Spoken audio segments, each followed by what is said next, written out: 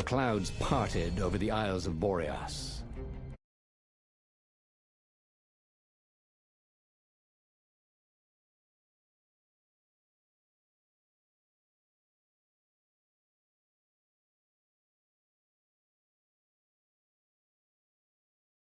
Catastrophically wrong, but he was sure he could figure out how to use it safely. Also, a temple had risen out of empty desert. The Iblis stone was hidden there. It was a dangerous artifact. It could corrupt its user into a bloodthirsty monster.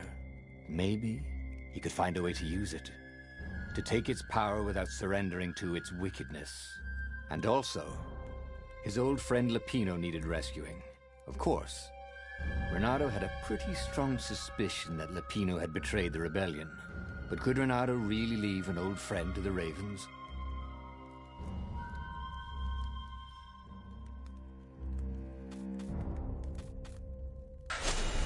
Ah, Lapino. Apparently, the Mad Rabbit had sold a Pegasus that he did not exactly own. Lapino always wiggled out of trouble, given time. But he was out of time. Lapino's frantic message said that the Ravens were going to kill him for being a rebel spy. And that he had a clever plan. If the fleet reached him first, they'd string him up for that. Never mind the winged horse. Or so Lapino had told him over the far speaker anyway.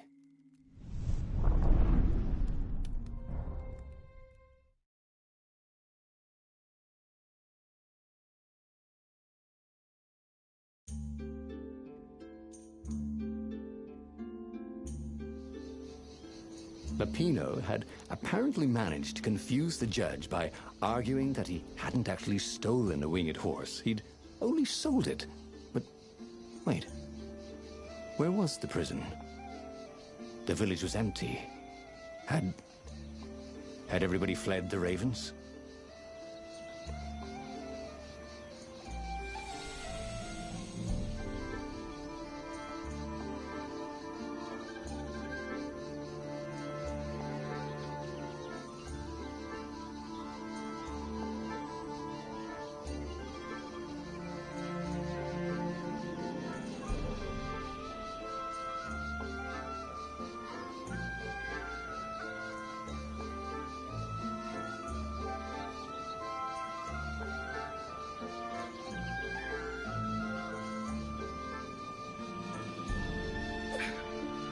Renato, smash!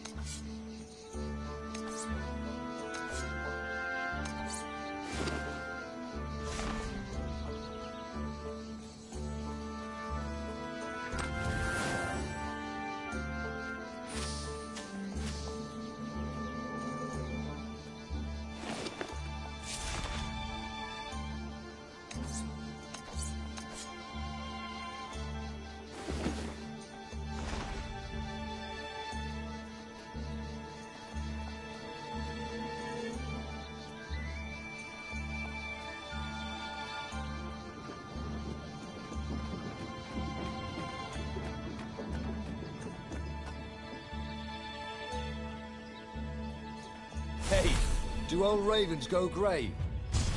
You know what? Don't worry about it.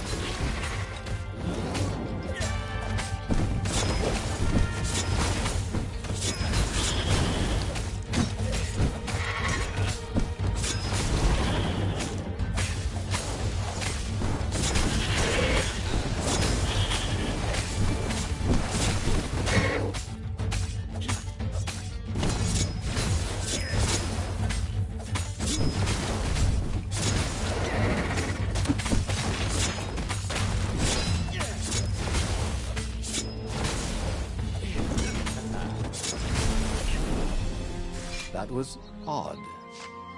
Renato had been here, at this exact place, at this exact time. But this time, there were so many more ravens.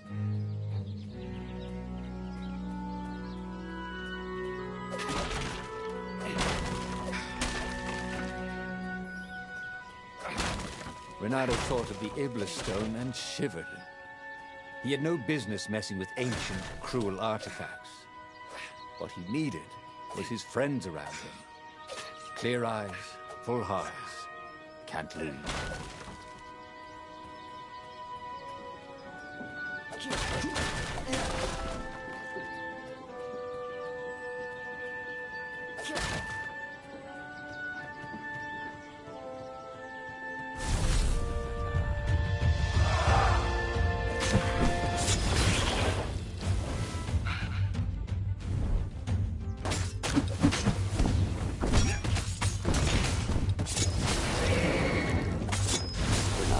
Danced around the room yelling, oh yeah, that's how we do it. It was something he liked to do, but only after he'd killed all the witnesses.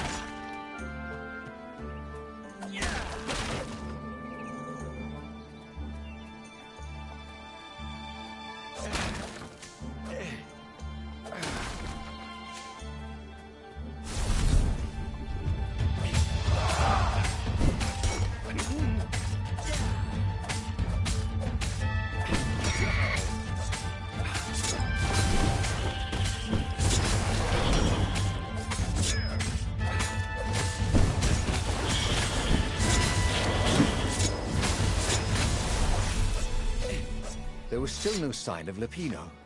Not a hair, not a pellet. Was he hiding in the cemetery further down the road? That didn't seem like him.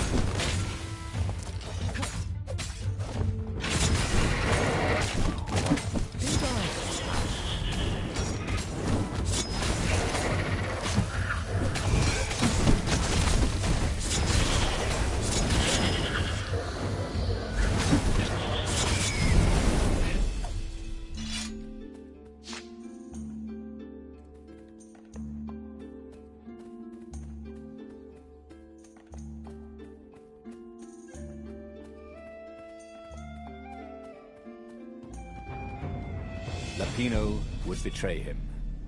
But now Renato knew that.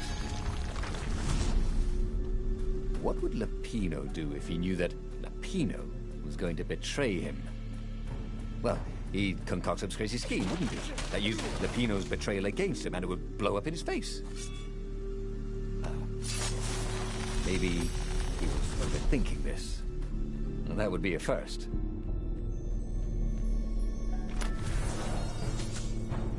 This one looked familiar. Had he lost this one in a card game? Welcome back, he thought.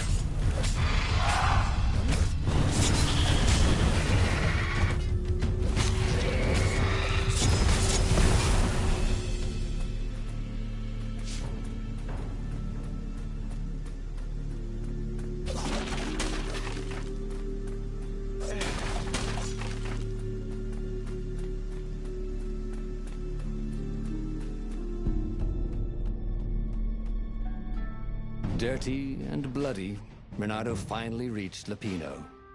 The rabbit was practicing his shuffle. Renato recognized the cards. It was Lapino's favorite deck. Oh, I thought you were in danger. I am. The ravens are coming. Oh, the prison thing. Right, yeah, we see this guard owed me 53 ducats, so we made a deal. They're very reasonable people, actually, for weasels. Now, I got a brilliant plan to kidnap Zenobia. We capture Zenobia, we find out what she knows. And that's the whole war right there. Easy peasy, lemon squeezy. Capture the Emperor's greatest general, who also happened to be a deadly sorcerer and, oh, his only daughter? That would be worth it. On the other hand, he could still get to the core of the Sky Ripper, even if he couldn't get the whole thing. It must have great power.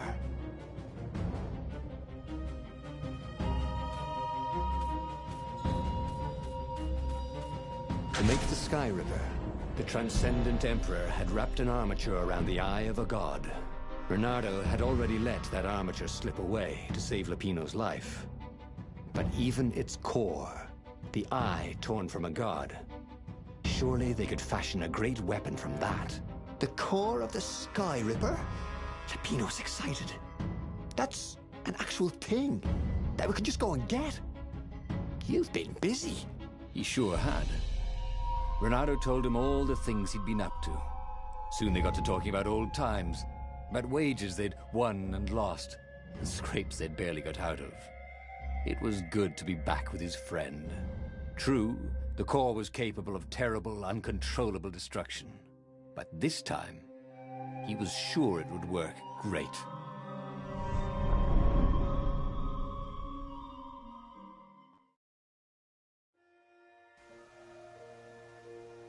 It's beautiful here, thought Renato. It was nice to be back with his old war buddy. All right. Lapino was a traitor. But still, he was good company.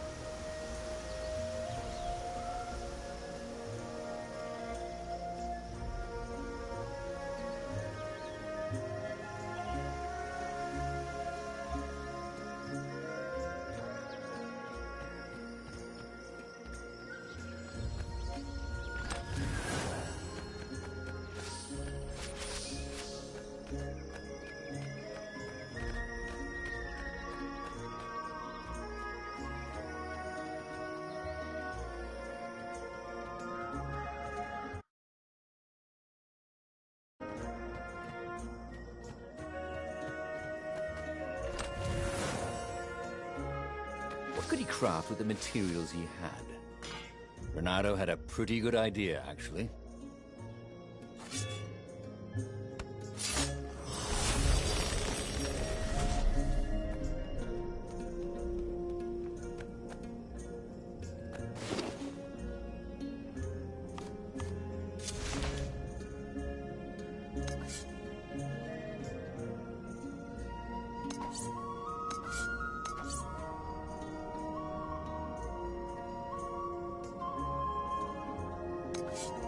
Now he could slice the wings off a fly in the air. Not that he would. It's sort of mean, really.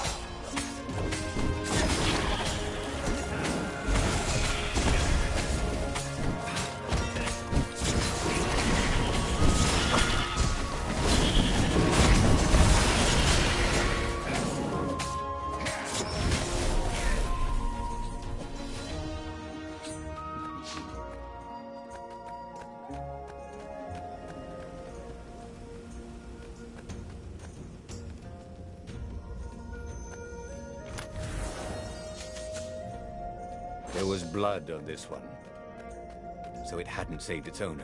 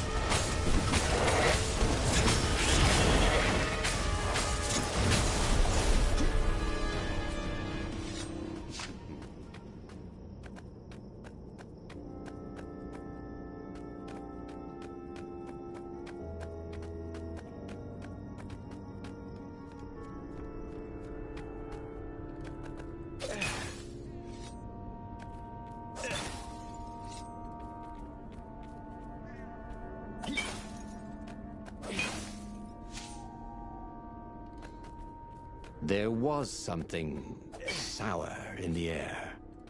Like the earth had ruptured over something that had been fermenting for a very long time.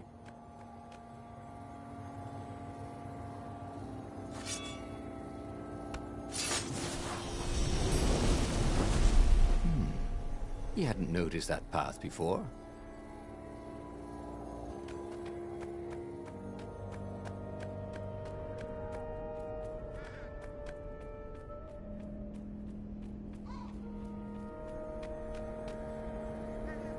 You almost never saw wild gogglers together like this. The toads had to train them not to peck each other to death. So these had to be Imperial gogglers. That meant ravens were up ahead.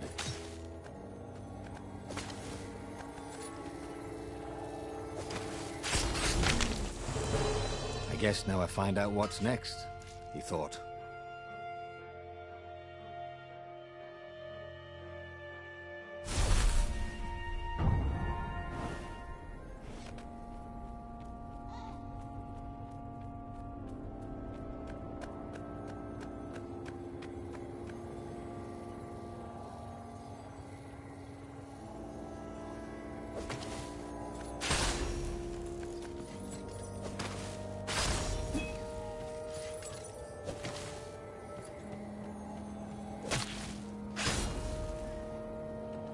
Boy, if looks could kill.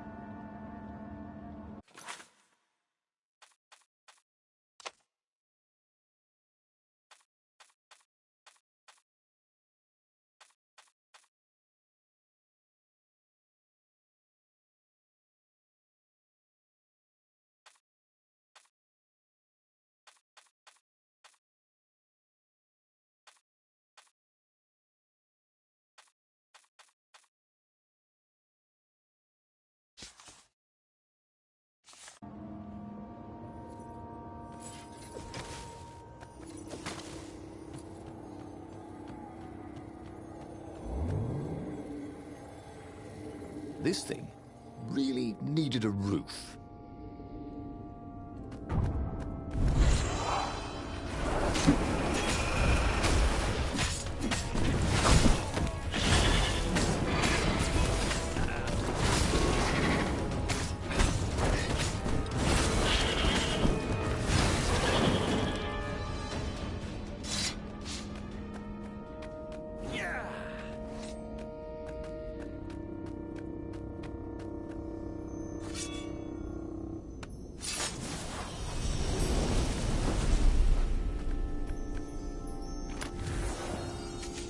Fresh socks, thought Renato. Please be fresh socks.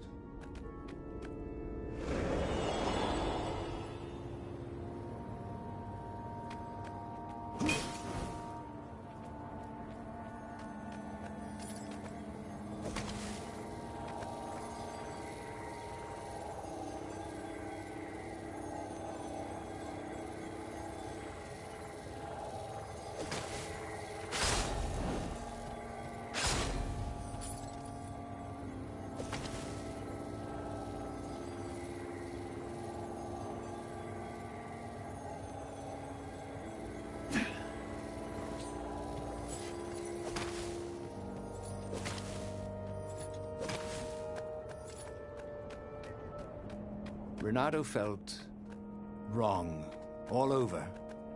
He could feel an almost palpable sickness in the air. And if the land could have tumors, they would look like these monstrous crystals. The forest was quieter than it had been. There were insects, but few birds, if you didn't count the ravens.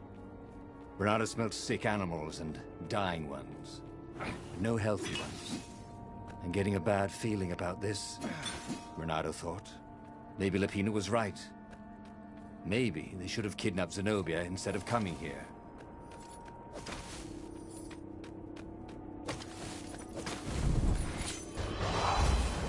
flames. Really bring out your eyes.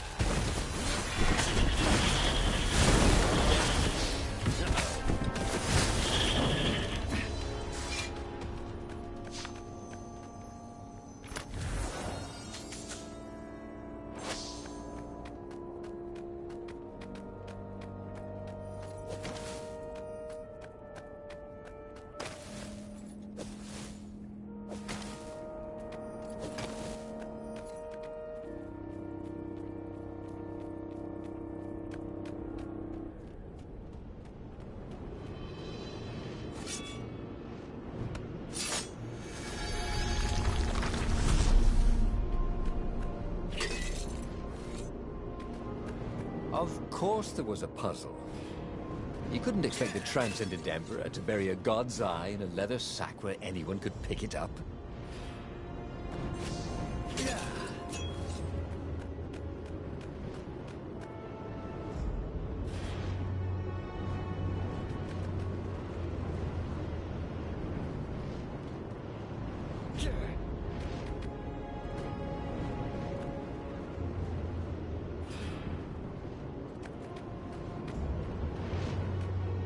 Give me a lever, said Archimedes, and I shall open a gate.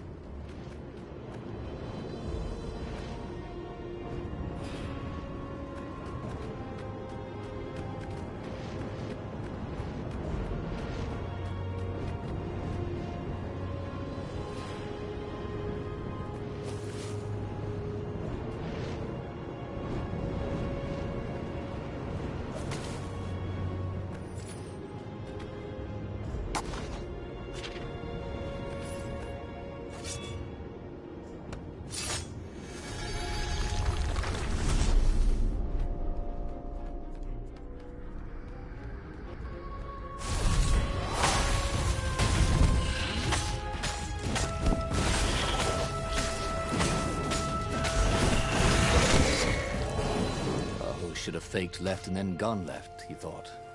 And then, he never thought again.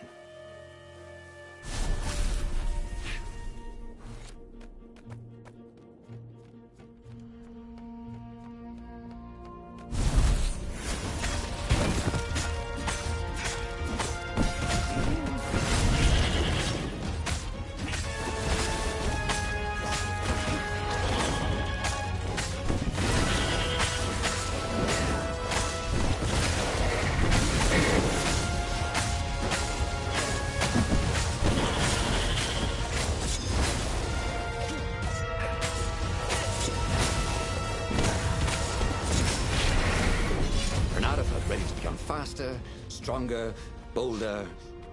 If only he could figure out which.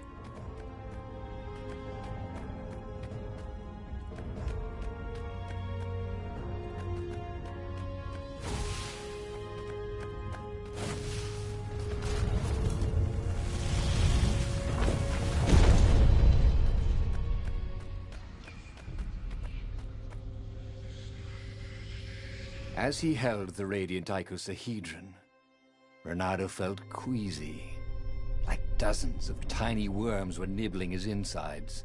It wasn't healthy to be so close to the eye of a god. How could he use it? He could take it to the observatory. The scientists there could tell him how to harness its ancient power. But honestly, Renato ached to get away from it. He brought the core back with him to the Farfarer. But honestly, Renato ached to be rid of it. Tell you what, said Lupino. I'll take it to the observatory. You attack the Imperial outpost. The Imperial outpost was a vital communications node. Taking it could shatter the Empire's ability to coordinate. And it would be full of secret plans and maps and maybe even rebel prisoners. It was a good target for a hero like Renato.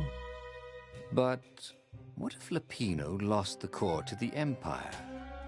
That could be a good thing, couldn't it? Was Renato ready to take that risk? Maybe it was better if he brought the core to the scientists himself. Lupino was a touchy rabbit. Renato knew that. You're brave, I know, Renato said. But this is what I was hired to do. Oh, well, at least let me run ahead and warn them you're coming. Renato wondered if Lapino was up to no good. What if the rabbit warned the Empire instead?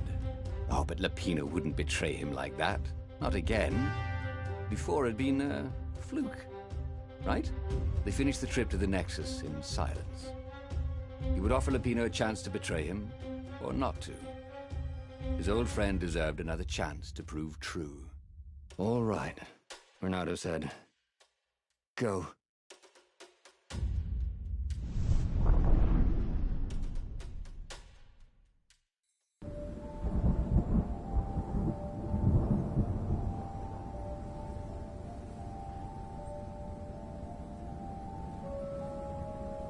As Renato watched Lapino vanish on the horizon, he could feel nausea building in him. He felt ill. Could his knees really be aching this much? But how could he have handed the core off to Lapino? That was a recipe for disaster.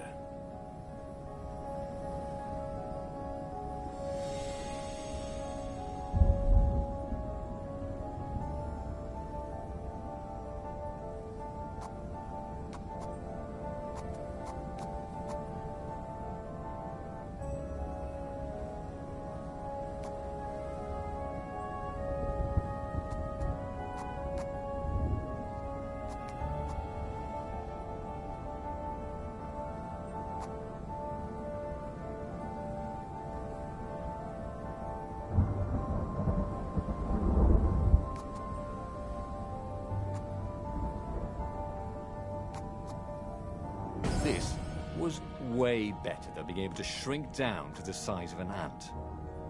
What was that all about, anyway?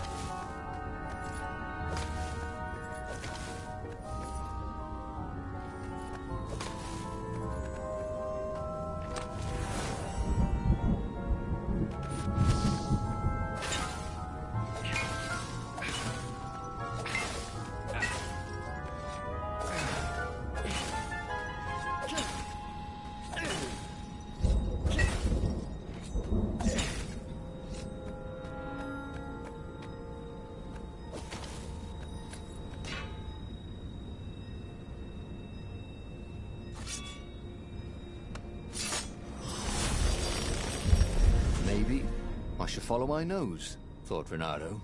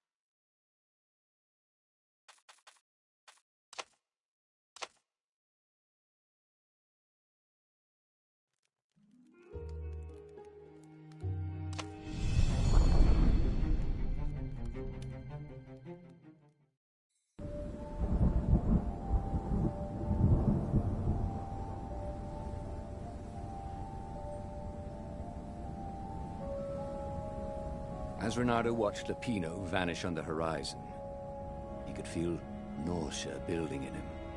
He felt ill. Could his knees really be aching this much? But how could he have handed the core off to Lupino?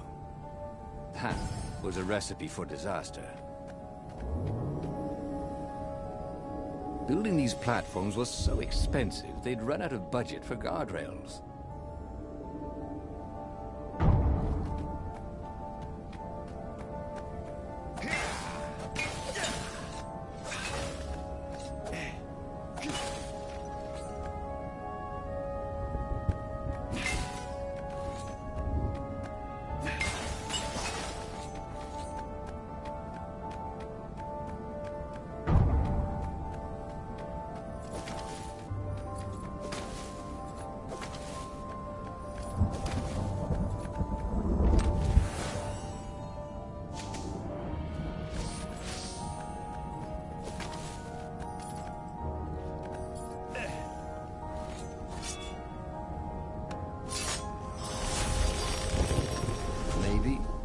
Follow my nose, thought Renato.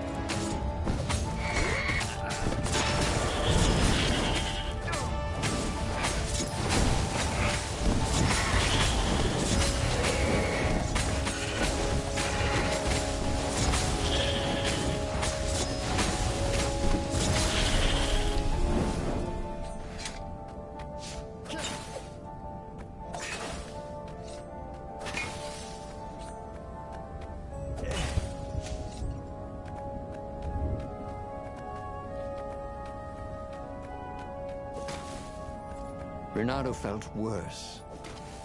All his joints were aching now. He'd been through beatings that felt better than this. So the core had a kind of poison that could harm you without even touching you. That's new. Well, it had power. The rebellion needed something with power. And how was this any worse than a sword wound? Well, a death by sword was sudden and fair. This was just squalid. A piecemeal death, like old age.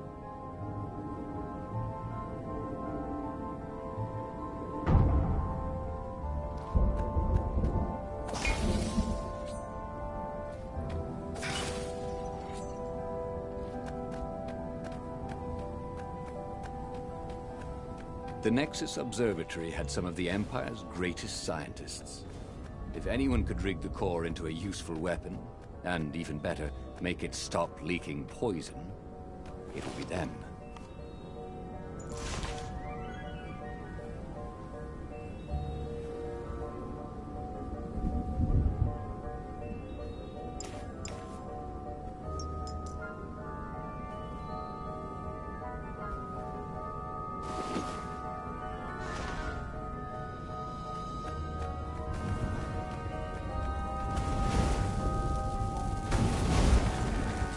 Energy spheres.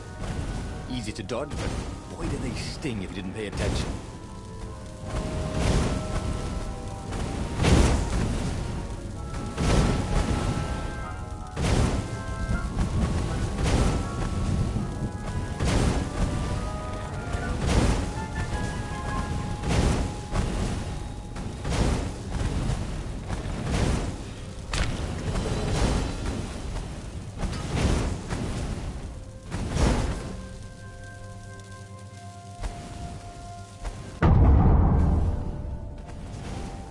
There was an inscription.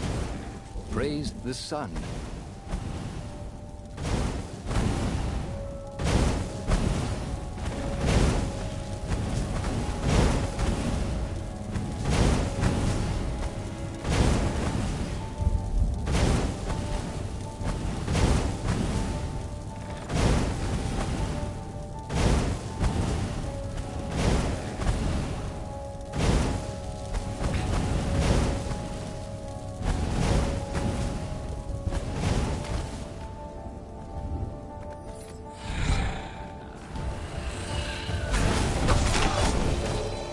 That could have gone better, thought Fernando as he died.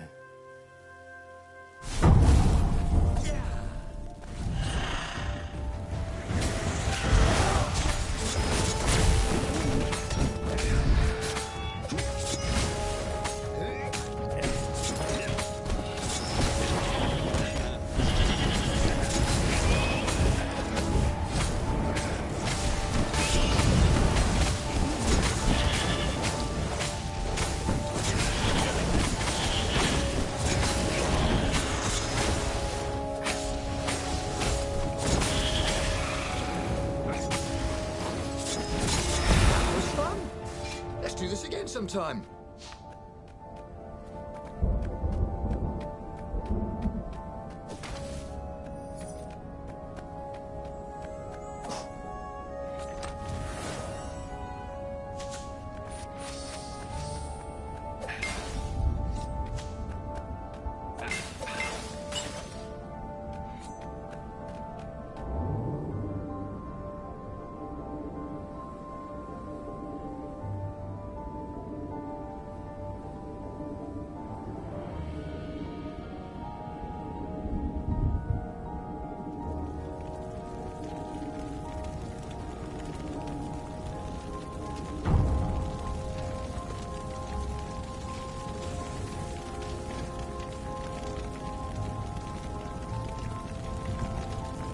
The observatory was a burning hulk.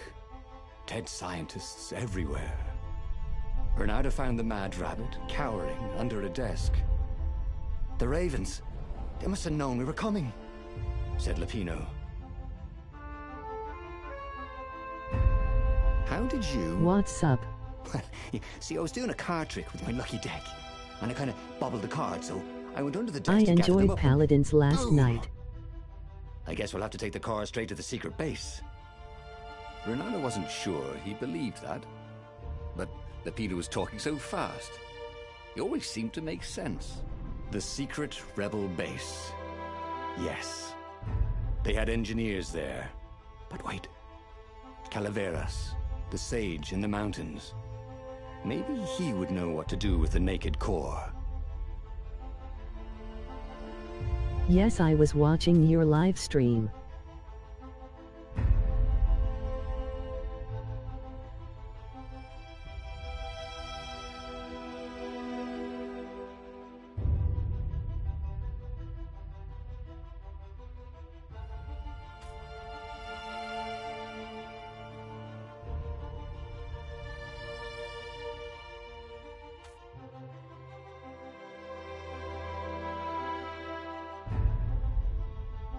First game wasn't yes. that great. The secret base. Second game was better Not with even 6 Lupino kill knew where it streak. was. They Then had my third engineers match I there. got 2-3 kills Those before toads would I surely died. know what to do with the core's power. And then he'd be free of it. But he couldn't take Lupino. The core would work its evil on him too. You stay here. Give me the coordinates. I'll meet you there. Yeah, I saw ya. Thanks Lupino for seemed stopping awfully by. anxious to have the coordinates of the secret rebel base. Someone needs to bury these scientists. Why do I get all the fun jobs? And with that, Bernardo returned to the Farfarer and took off.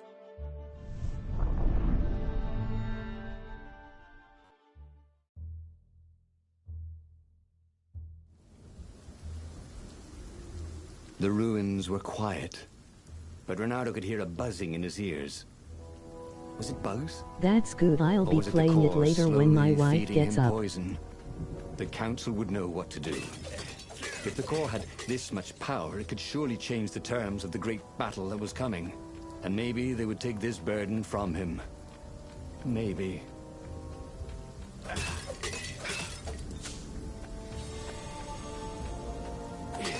Oh, okay, nice.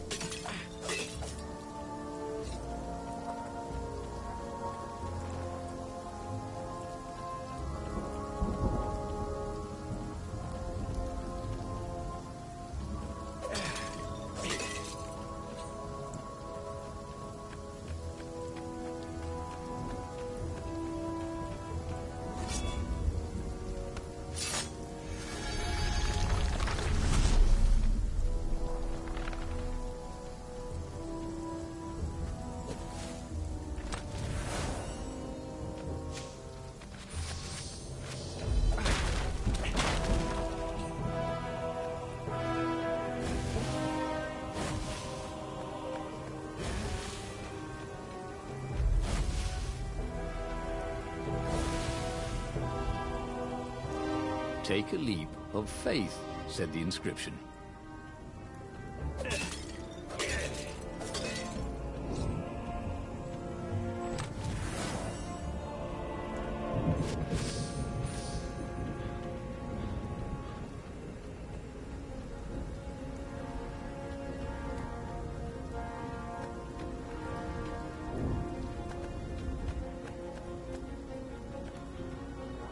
Dropped a light for you.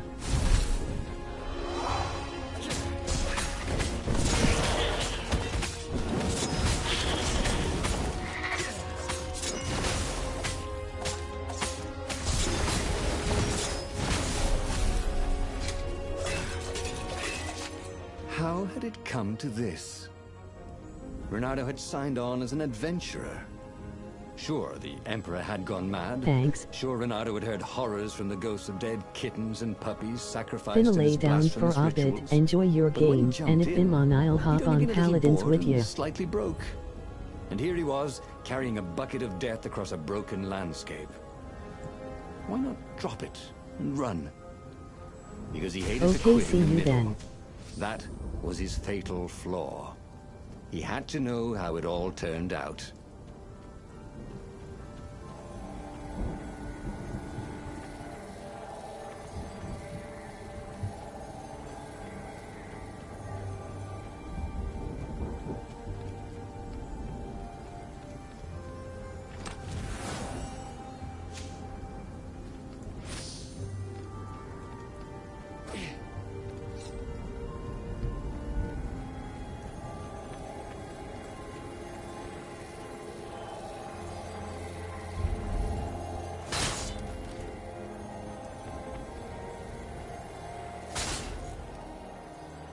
Hey, how do you tell if someone's far away or just really small?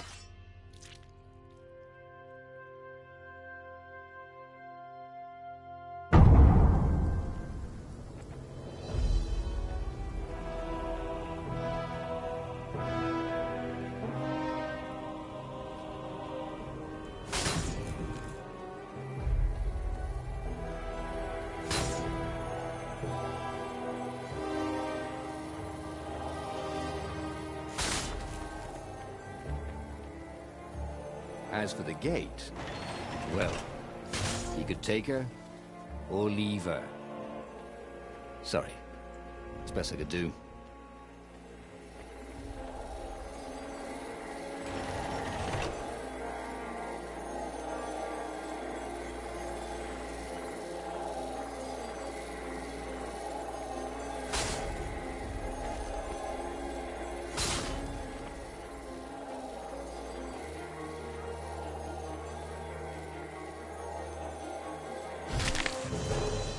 But there were still so many games to play.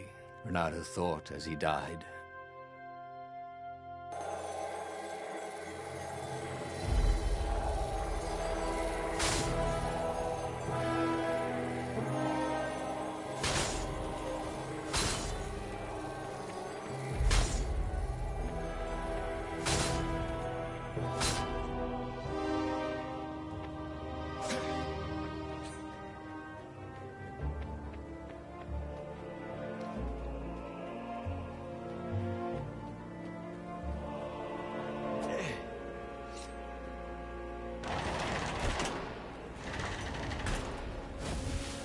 Long stairs. So he was close to the rebel base. Nothing was on fire. So far, so good.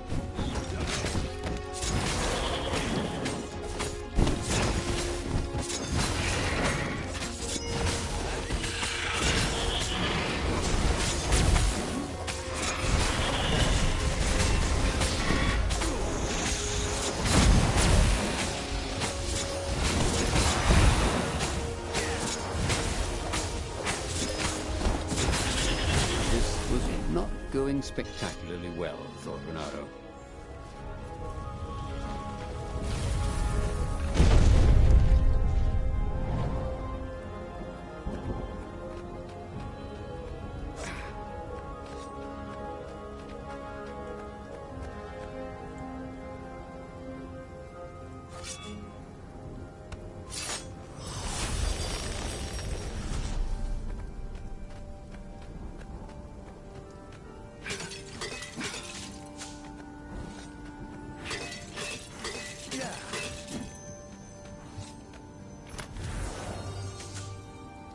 Renato remembered when he'd first stolen one of these. Good times.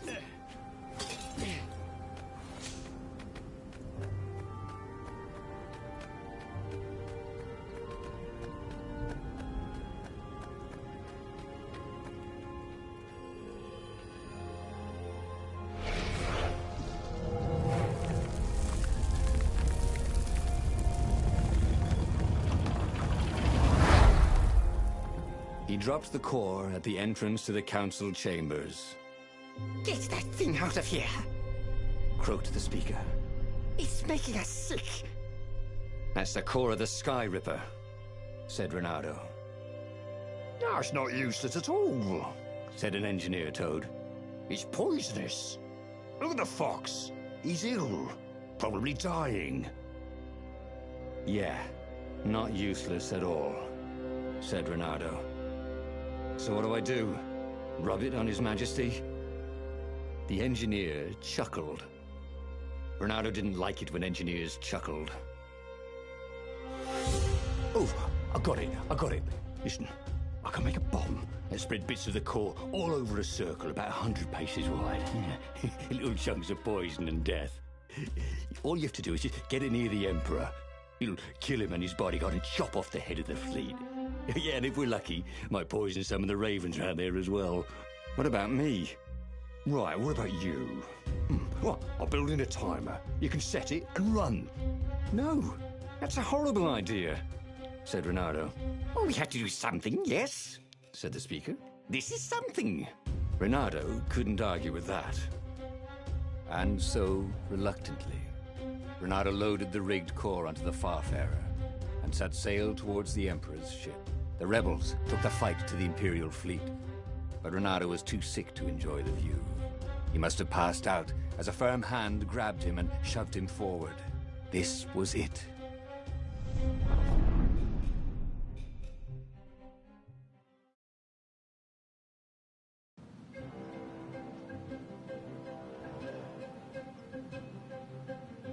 The fleet seemed very big, and its ravens very tough.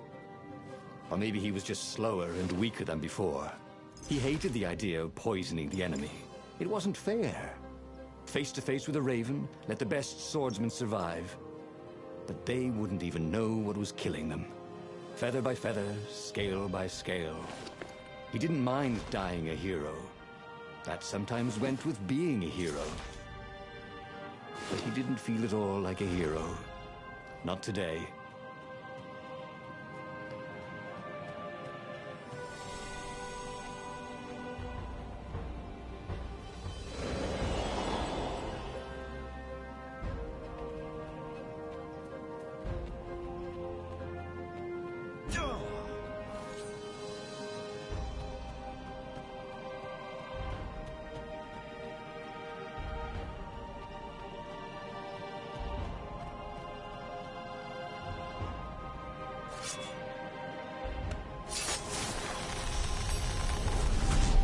It was time for a little exploration.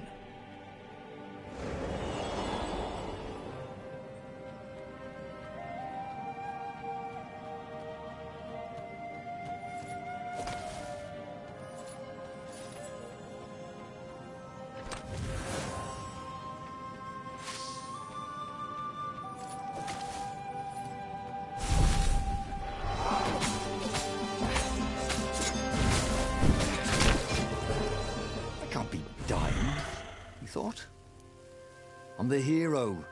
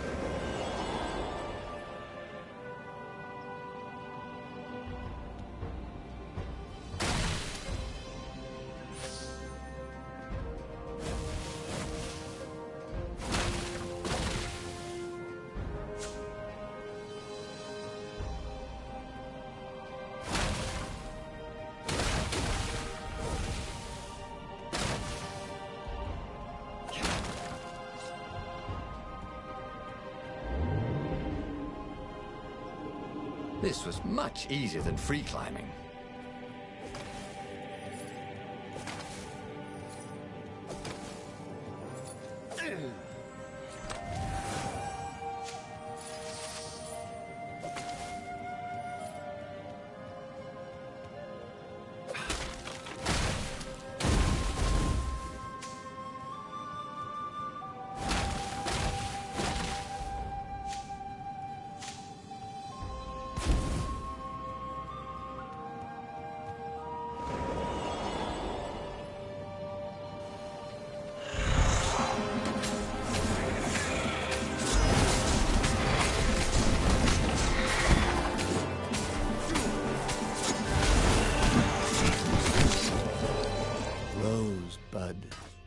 He said to no one in particular as he died.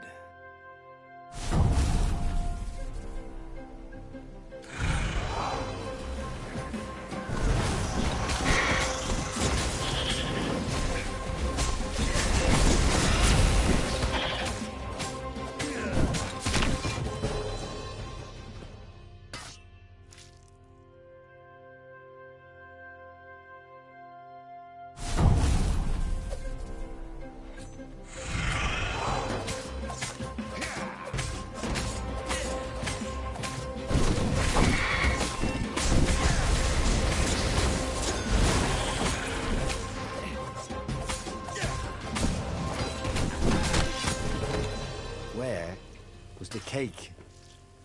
He'd been promised cake.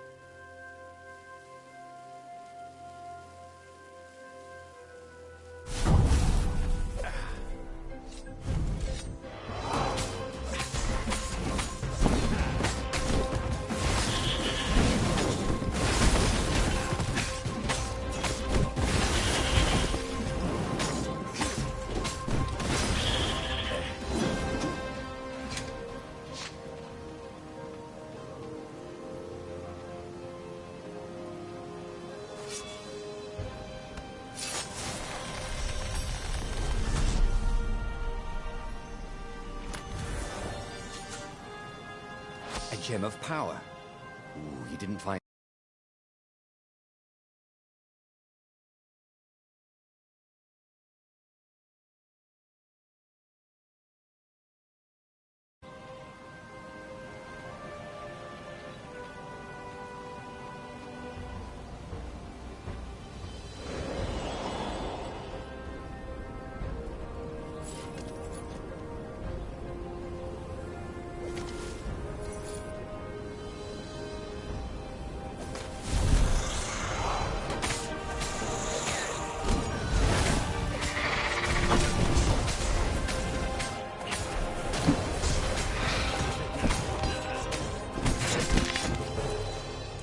dead tired.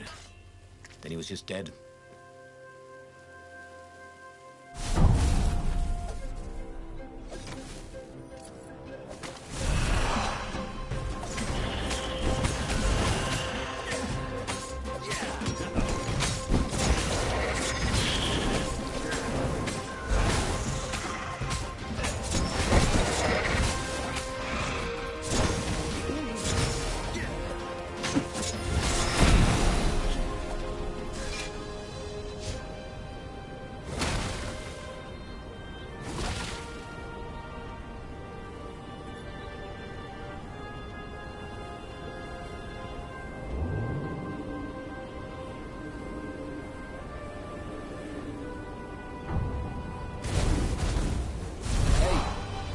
You guys ever learn to swing dance?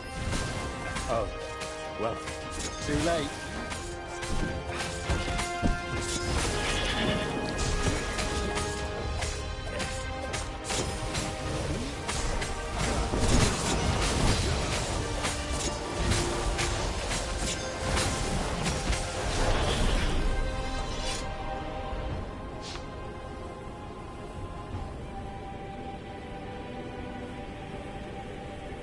He was exhausted.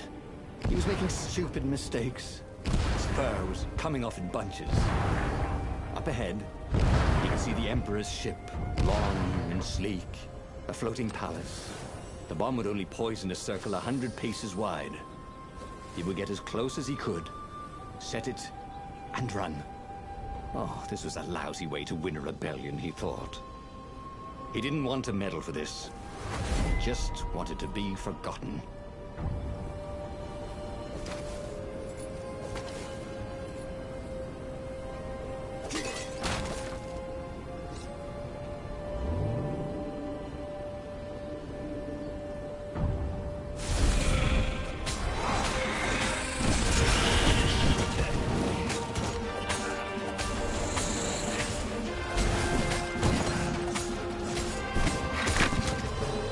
There was a radiance at the end of a long, dark tunnel. Mother? He thought?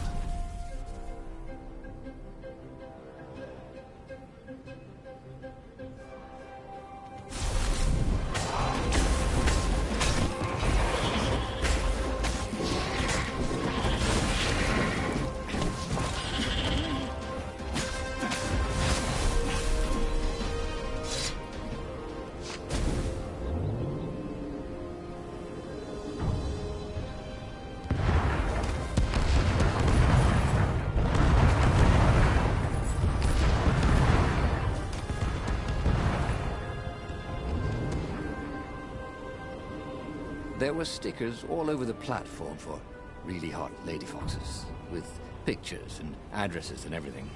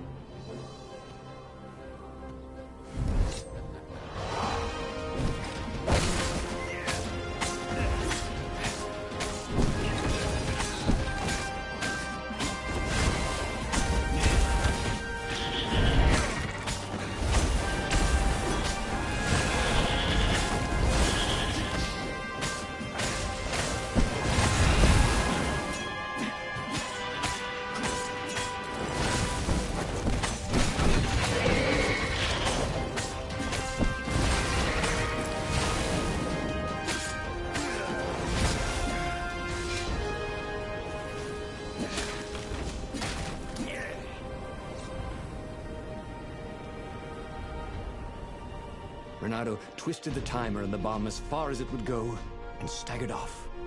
His knees hurt. Oh, everything hurt. He staggered away as far as he could until he had to lie down. He could see the entire Imperial fleet from here, and the rebel ships engaged with it. There was a blinding flash. And a second later, a monstrous thump. Burning rocks arced across the sky over both fleets. A wreath of fire shot outwards, rolling across the fleets. A pillar of smoke boiled up from where the Emperor's ship had been. It reached into the clouds. That's a wee bit more than 100 paces, thought Renato.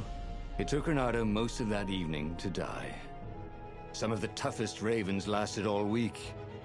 Some of the rebels and the furthest ships survived as much as a month. That winter, with neither Empire nor rebels to rule them, the islands slid into banditry. And so began the Second Age of Darkness. He should go back to some of the choices he'd faced before. Maybe there were new paths that had opened up, like those doors he was opening up all over the map that took him to new treasures and around his enemies. And he hadn't learned anything new this time. He'd done the same thing twice, yet expected a different outcome.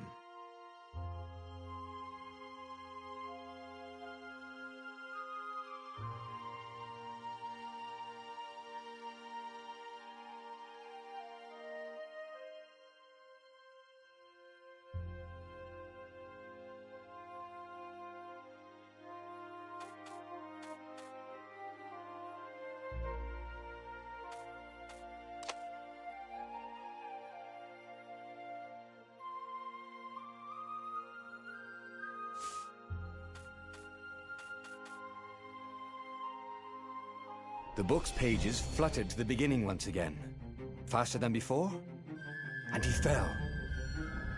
The clouds parted over the Isles of Boreas. It was time to choose. The rebellion was in trouble. Ravens were scouting for the secret rebel base. They needed a game changer. Pieces of the Sky Ripper had surfaced. Renato knew that using it could go catastrophically wrong. But he was sure he could figure out how to use it safely. Also, a temple had risen out of empty desert. The Iblis stone was hidden there. It was a dangerous artifact. It could corrupt its user into a bloodthirsty monster. Maybe he could find a way to use it, to take its power without surrendering to its wickedness. And also, his old friend Lapino needed rescuing. Of course, Renato had a pretty strong suspicion that Lapino had betrayed the rebellion. But could Renato really leave an old friend to the Ravens?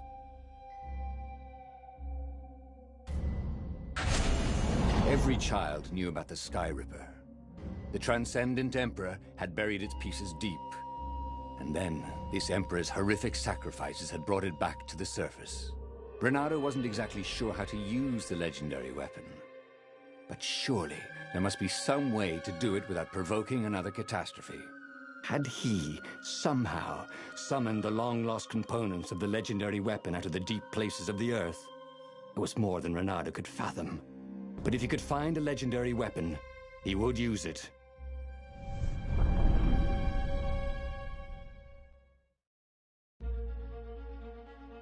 As he set foot on the island, Renato couldn't help feeling a bit curious. Was Lapino still waiting to be rescued? No. He was probably drinking champagne with the ravens. Did ravens drink champagne? Did rabbits? Renato felt oddly thirsty, come to think of it. Why had he chosen the Sky Ripper? Renato never made plans that required constant vigilance. He was a hero. He didn't think too much. He just went with his gut and hoped it all worked out. The Sky Ripper was a long shot. He'd have to devote himself to it. No side journeys, no rescuing old friends. That was against his nature. Could he stick with it?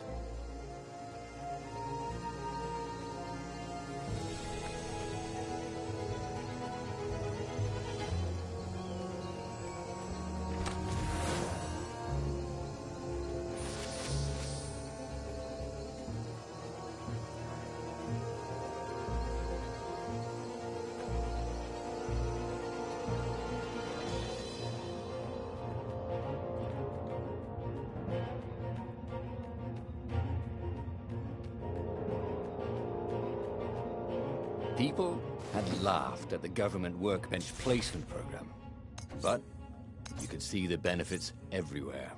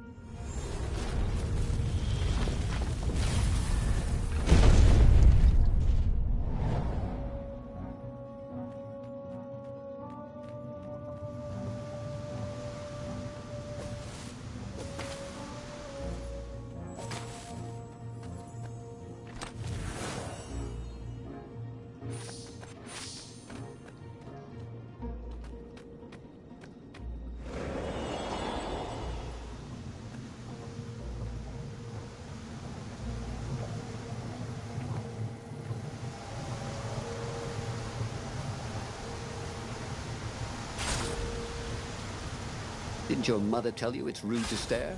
Snapped Renato, a little smug.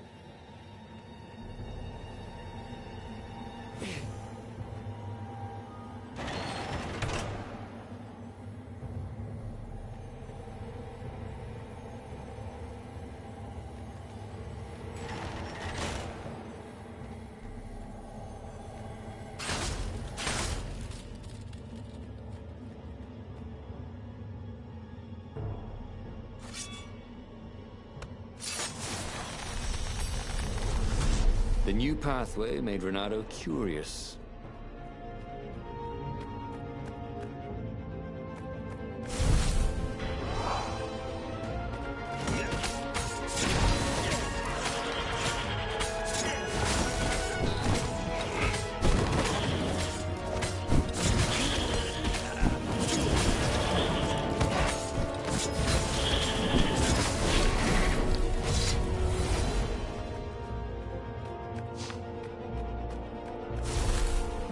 That had been his mistake before, thinking he could win a battle of wills with an ancient evil all by himself. He had to be cleverer than that, or braver, or something.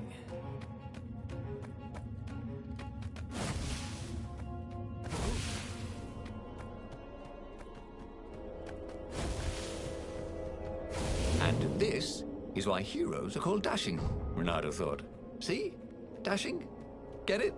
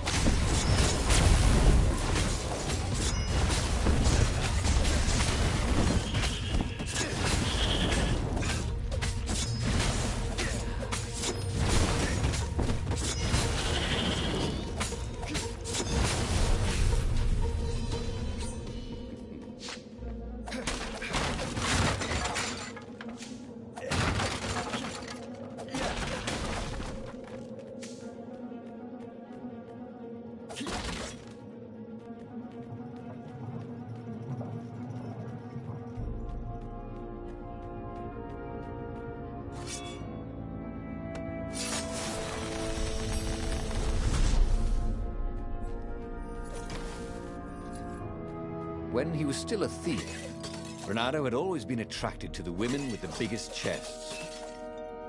No, that's not what I meant. To rob, I mean.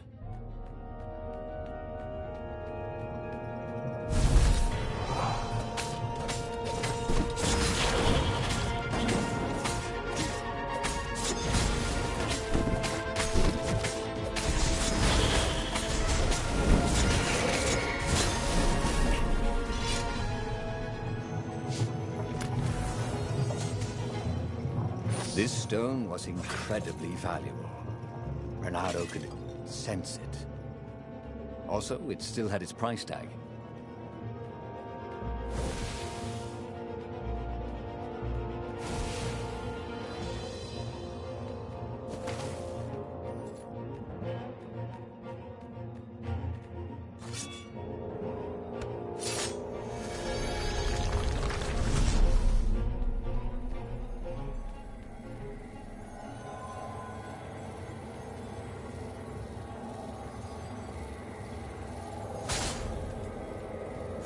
Anyone ever tell you have a lovely eye? No?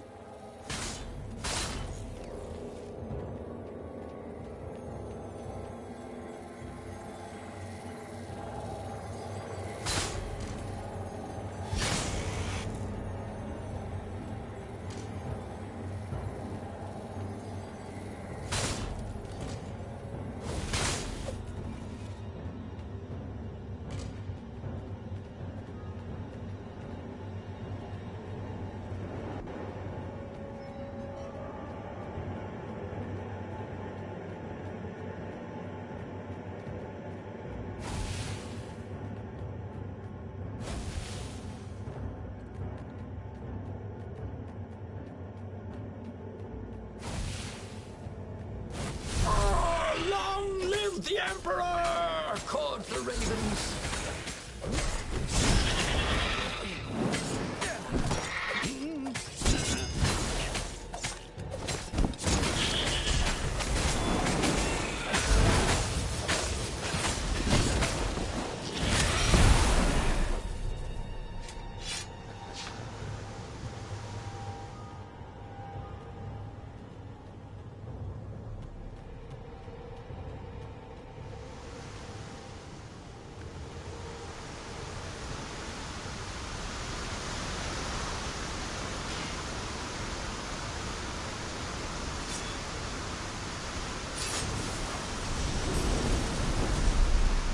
I wonder what happens if I go that way.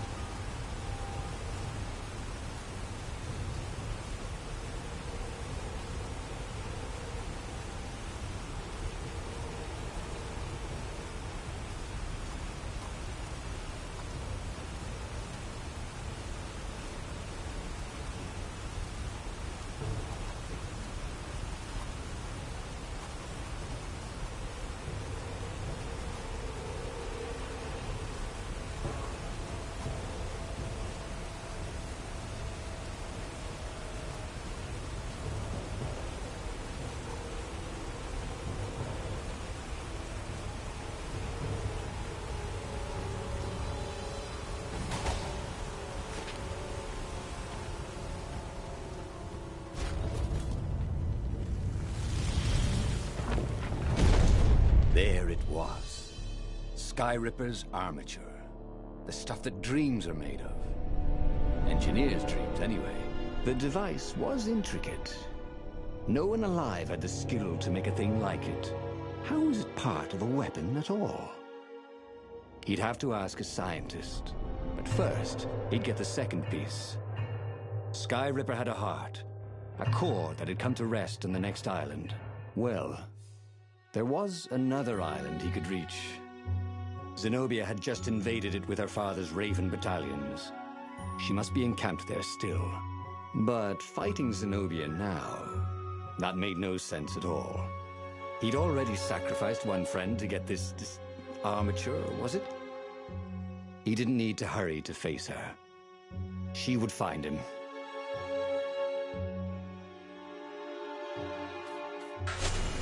Renato asked himself why he changed course to confront Zenobia. He had no idea. Sometimes he would just do things, and he could never figure out why he'd done them. Usually, they worked out. After all, he was a hero.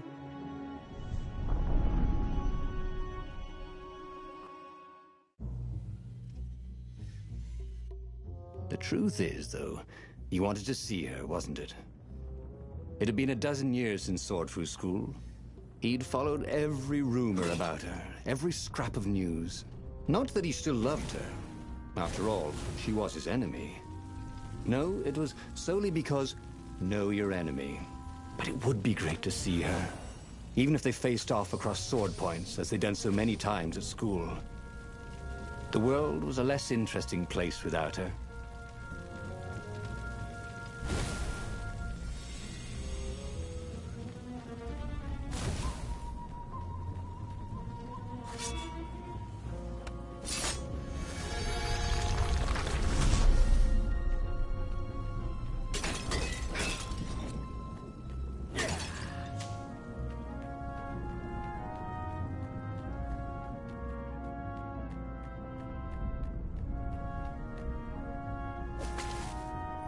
The city was burning, and there was no one to put out the fires.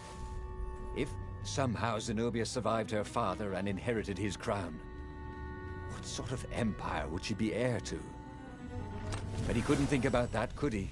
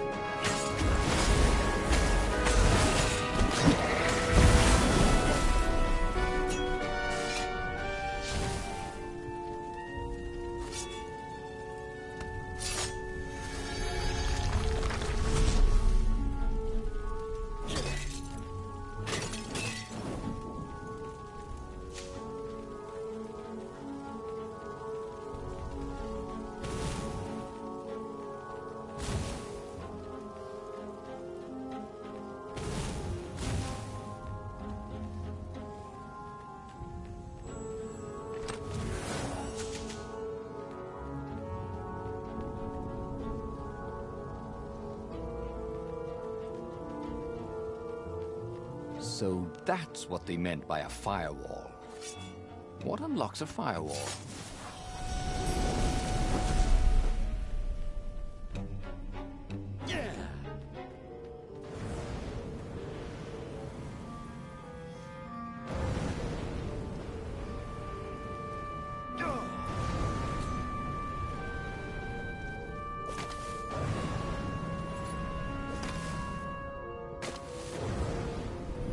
It looked like they'd forgotten to turn off their flamethrower.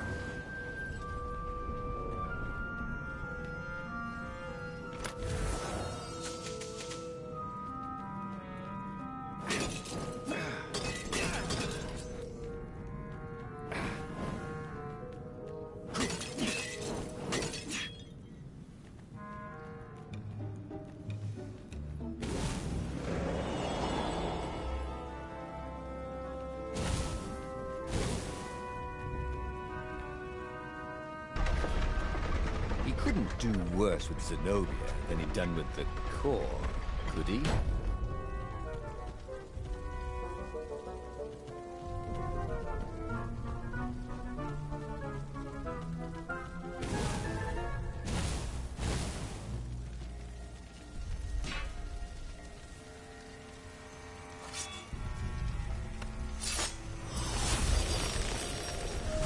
You never knew where the road would take you, thought Renato.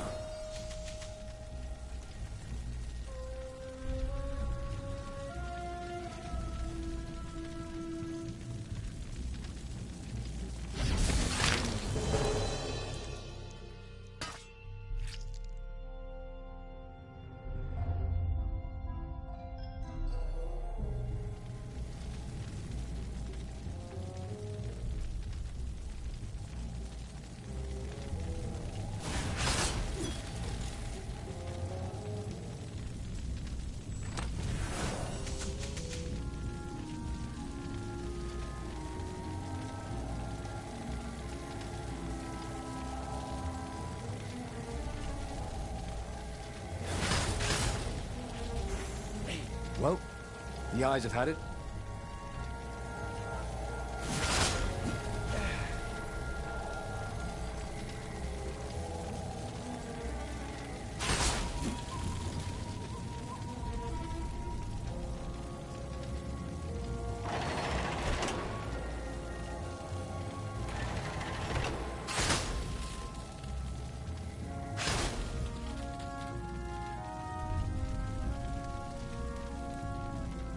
Renato wasn't entirely sure how he was going to capture Zenobia. She'd be expecting him. And he didn't have Lapino to cook up a clever plan.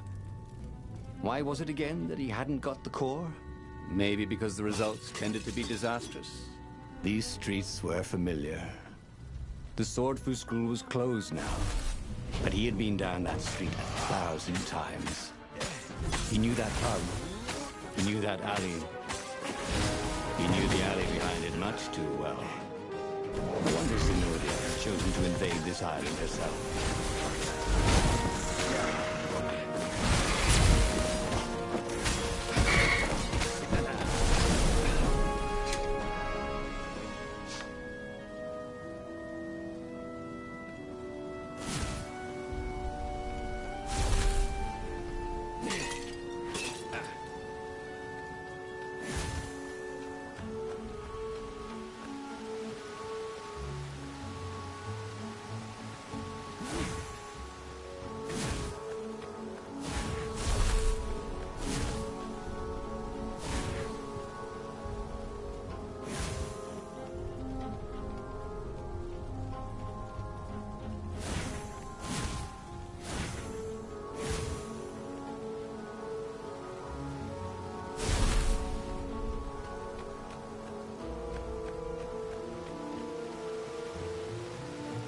Renato slinked through Zenobia's ship, making no sound at all. Where were her guards? Finally, he reached her bedroom. She was curled up on her bed. Oh, he'd forgotten how beautiful she was. How sleek, how soft. He tapped her on the shoulder with his sword. She vanished. And he suddenly noticed he couldn't move except his mouth. In fact, soon he couldn't keep his mouth shut. He told Zenobia everything. Skyripper, the Iblistone, even where the secret rebel base was, until he was hoarse. It was some kind of truth spell. A talky truth spell. She called her father by Farspeaker Toad and filled His Majesty in. But why didn't he get the core? Croaked the Farspeaker in something like His Majesty's croak. Because I missed you, darling. Renato grinned. He doesn't even know why, frowned Zenobia. That makes no sense. It's a trap, shouted the Emperor. I'll meet you at the outpost, and I'll bring my interrogators. If Renato came face to face with the Emperor, maybe he could assassinate him. But maybe it would be smarter and safer to turn Zenobia against her father.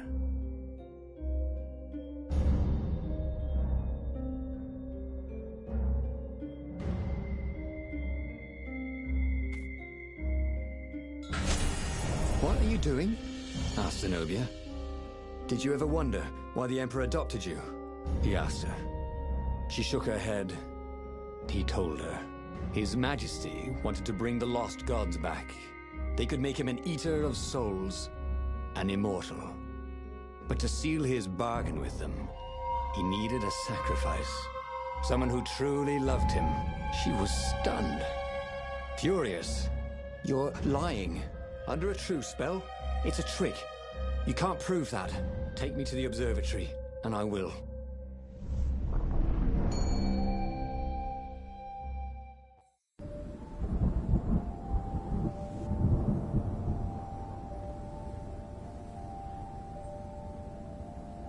What kind of proof could you possibly have? She said as they landed on the Nexus. Your father ritually sacrificed a village, and he left witnesses? The scientists resurrected one. Well, it's not really alive, but it can talk. A true witness. She frowned. The dead can't lie. Well, I bet they could. They just don't have any reason to. She nodded grimly. You go on ahead. I don't want the Ravens to see me.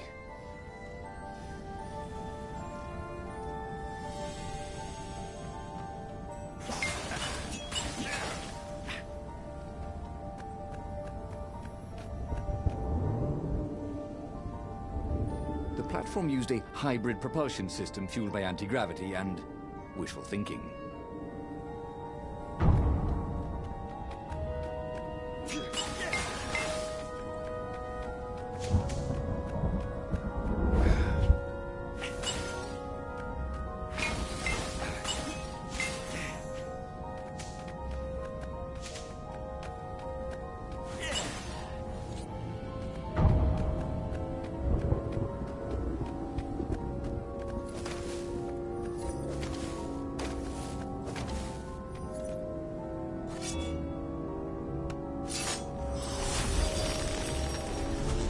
The road less traveled, thought Renardo. How intriguing.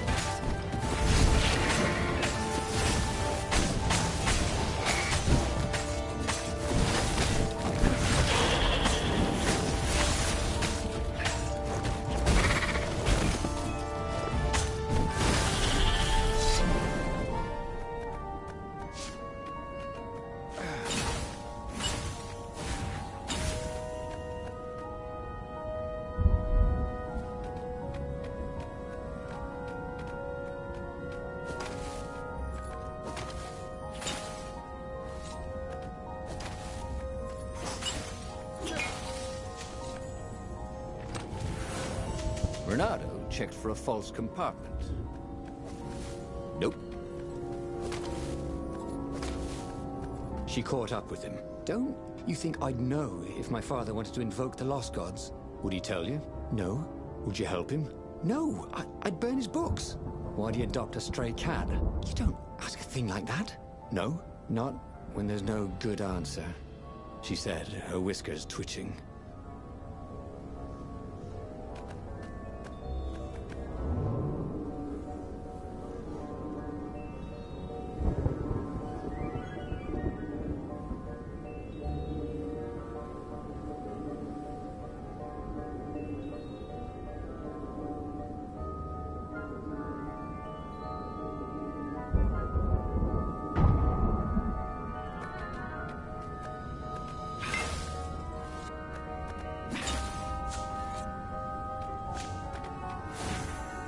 The Emperor had learned enough secret from Renato to crush the rebellion.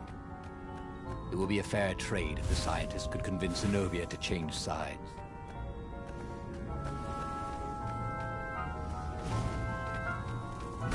Imagine if you built a house on one of these things. Oh, that would be amazing.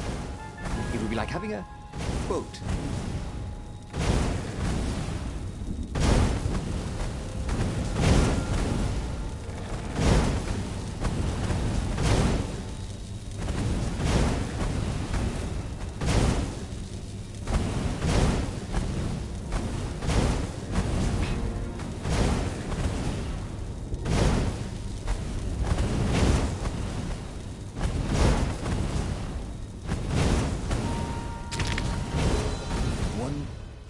Small step for a fox, he thought.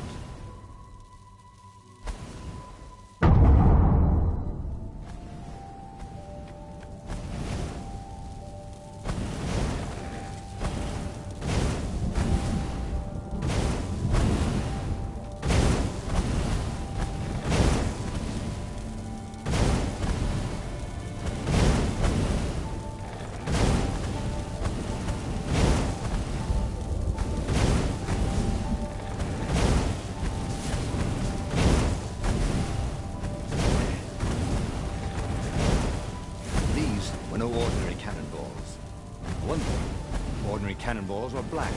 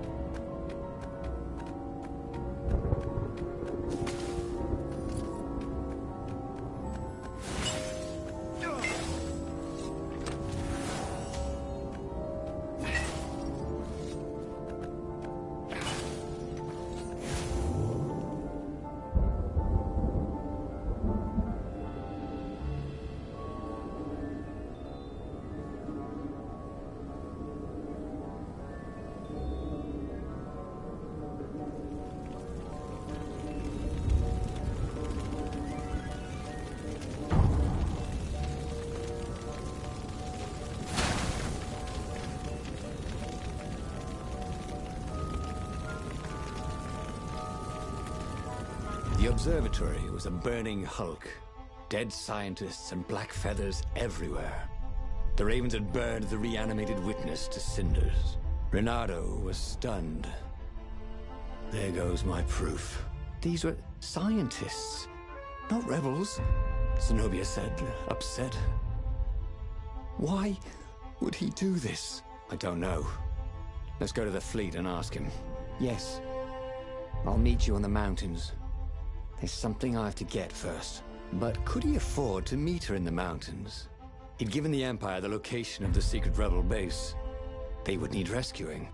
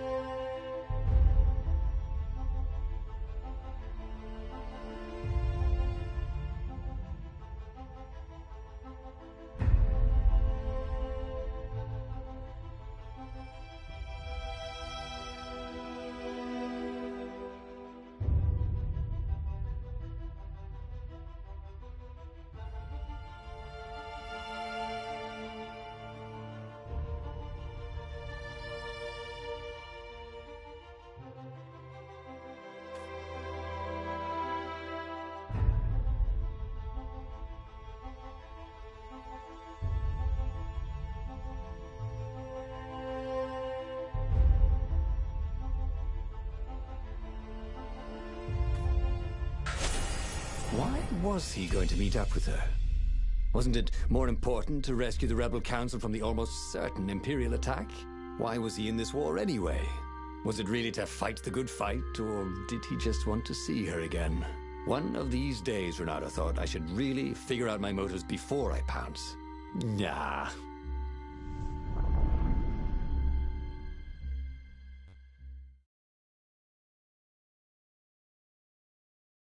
Was it true? Was he on this adventure just to see Zenobia again? The Imperial heir was not an easy cat to see. Well, she'd ignored all his Kwanzaa gifts. And on the other paw, trying to get a date by joining a war against your intended was, let's say, pretty optimistic.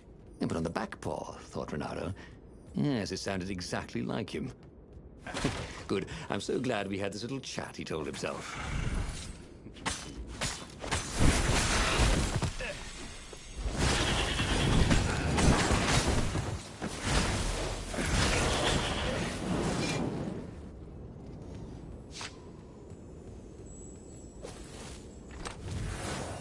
Odd that they never locked these things.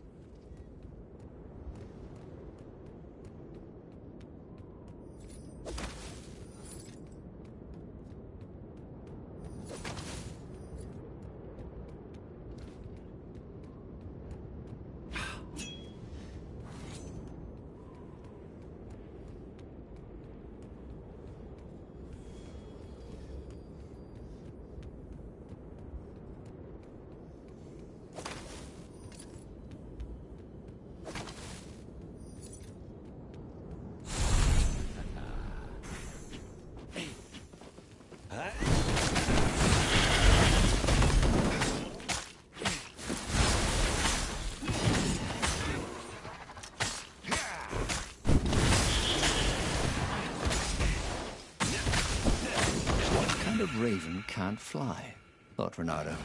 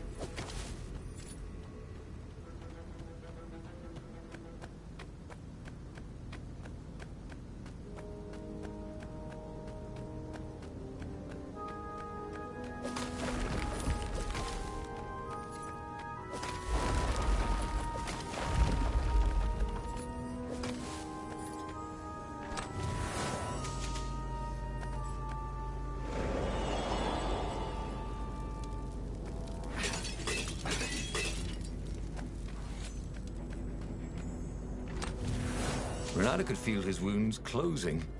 Ooh, we hope nothing else closed up that wasn't supposed to.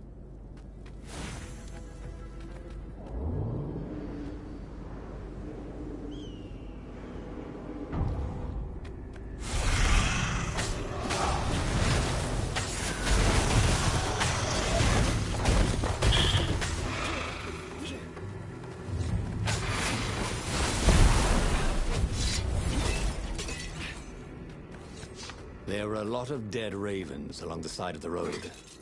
Someone had rampaged through here on a killing spree. What had Zenobia gone to get? He had a chilling feeling it was the Iblis stone. Zenobia was level-headed. A stone could make anyone bloodthirsty. He could tell her style from the blade work on the dead bird.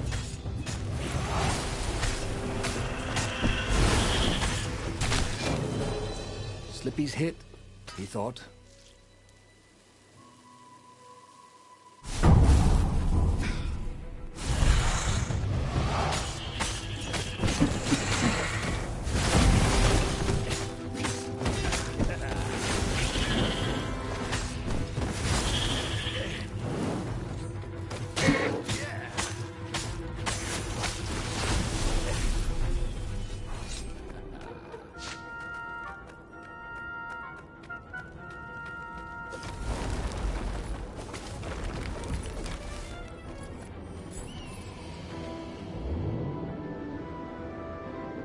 Renato wondered if it wasn't cheaper to build bridges and stairs.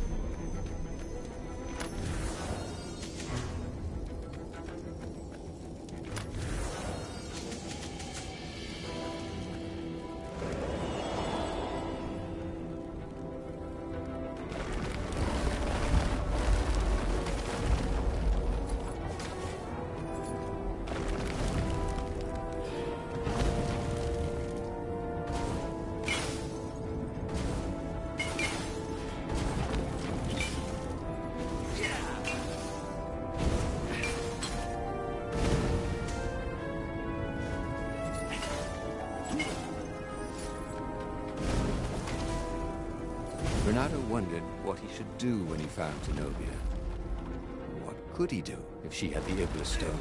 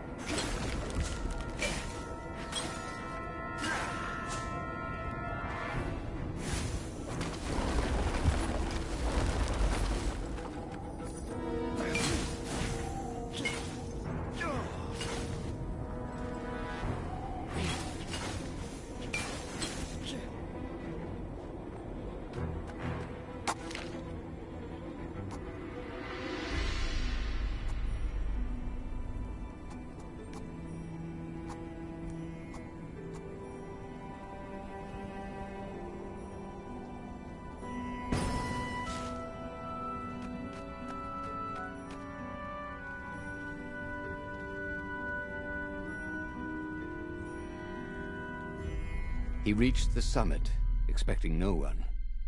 But there she was, steaming, pacing. I'm gonna kill him, she said. I'm gonna kill all his ravens, and then him, and then his family, and all their eggs and tadpoles. And then I'm gonna burn down their pond. Did you go and get the Iblis stone? Do you see all these ravens I killed? So much power. Yeah. Great, Renato said. You really want power from a demonic rock? You want the stone, don't you? Not really. Good. I'd rather not have to kill you. He told her he loved her, that he wouldn't let the Iblis stone take her, even if he had to die for it. Well, he planned to tell her. Now didn't seem like the right time. She'd probably cool off in a bit. So he let her get in her ship and fly off. He rushed back to the Farfarer and followed her, keeping a healthy distance. Zenobia's ship was just visible through the clouds ahead. How could he reason with her? But he had to. The rebels were down for the count. No wonder. He'd betrayed the location of their base and then he'd abandoned them. And if she became Empress while she was in the grip of the Iblis stone, if she became Empress by murdering her father, she could still be a great Empress. But she could also be a nightmare Empress. She had to be stopped.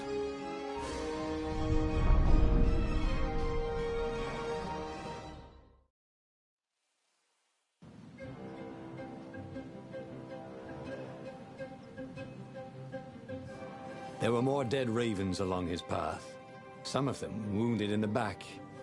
He knew she could have easily talked her way past them, or clouded the little tiny raven brains with a spell. She was going out of her way to kill everything in her path. This wasn't Zenobia, not as he knew her.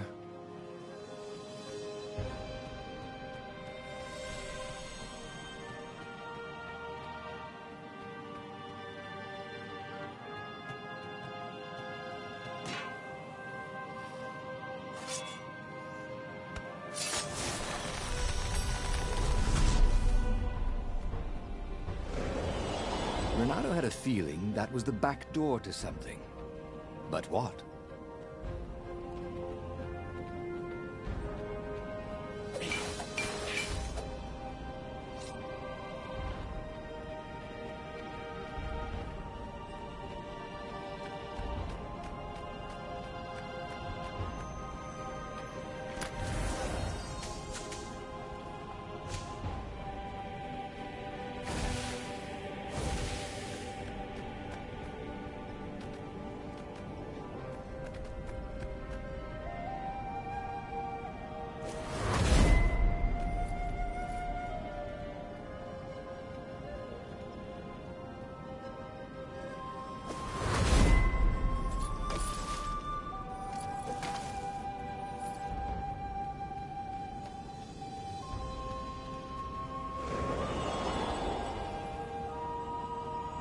So, his beloved was possessed by the spirit of a demon. That's what it meant to be a hero. To brave the darkness in your loved one's soul. To have faith there was still good in her. To help her out of that darkness, no matter what the cost. But what? What could he do? She'd kill him if he tried to take the Iblis stone from her.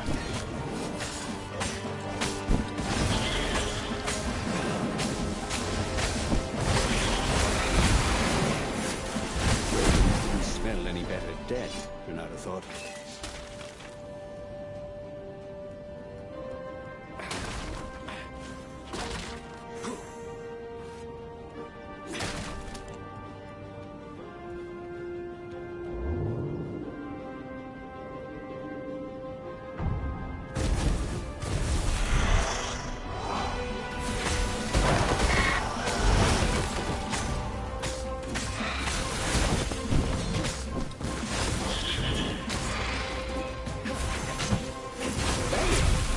To Earth. Renato told the corpses.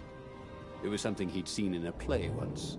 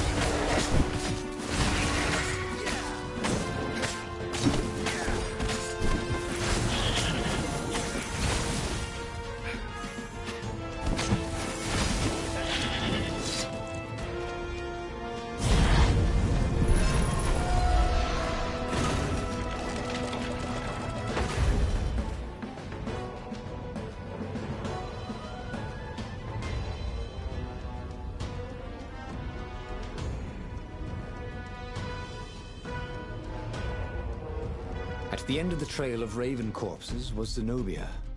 Her father was frantically rigging a strange apparatus wrapped around her glowing core. Don't do it, he shouted. You'll hate yourself in the morning. Stay back, she screamed in a horrible voice he'd never heard before. It froze him in his tracks. The Emperor stared at him. Run, he told the toad, or hop. But he didn't manage to voice it, only think it. Zenobia stabbed her blade forward, and His Majesty fell dead. She began laughing hysterically. Or was she weeping? Just walk away, she laughed at him. I've no more use for you. There was something he needed to do, but he couldn't figure out what it was. So he did as he was told. As he walked away, he felt a chill in the world. The light in the sky seemed to dim. He didn't dare turn. He had a nagging feeling there was something he should have done just then. Something heroic. But he could not have taken the Iblis stone from her by force. And she would not have parted with it willingly. A cold wind blew from where she had been. But he still didn't dare turn. And then, an awful laughter filled the air. And all the torches and all the ships went out. And he realized what he should have done. But by then, it was too late to do anything. He should go back to some of the choices he'd faced before. Maybe there were new paths that had opened up. Like those doors he was opening up all over the map that took him to new treasures and around his enemies. But he'd learned another true thing. Zenobia still had feelings for him.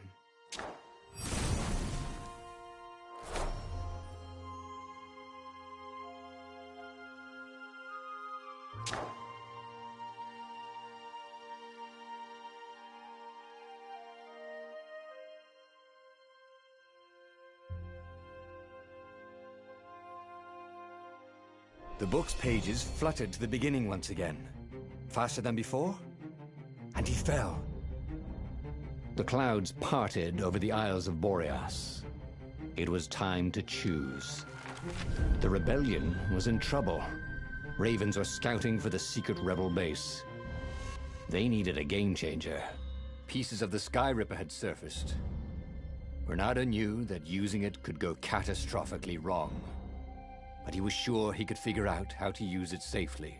Also, a temple had risen out of empty desert. The Iblis stone was hidden there. It was a dangerous artifact. It could corrupt its user into a bloodthirsty monster. Maybe he could find a way to use it, to take its power without surrendering to its wickedness.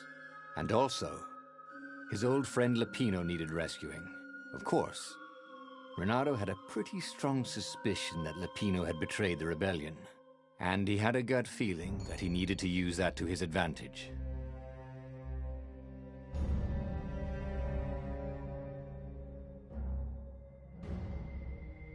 Renato finally realized that Lapino was a traitor to the cause.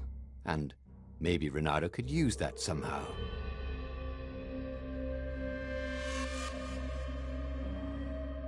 Renato couldn't quite put his paw on when he'd realized Lapino was working for the Empire. He'd never exactly seen Lapino sending coded messages to the palace, but he was sure. The rabbit had been on too many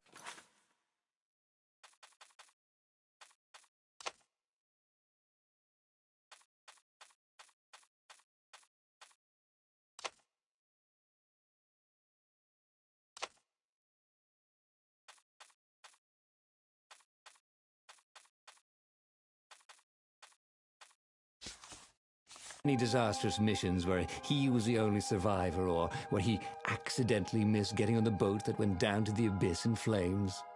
If Renato could prevent Lapino from getting back to the fleet with all the intelligence he'd probably gathered, it might be worth the trip.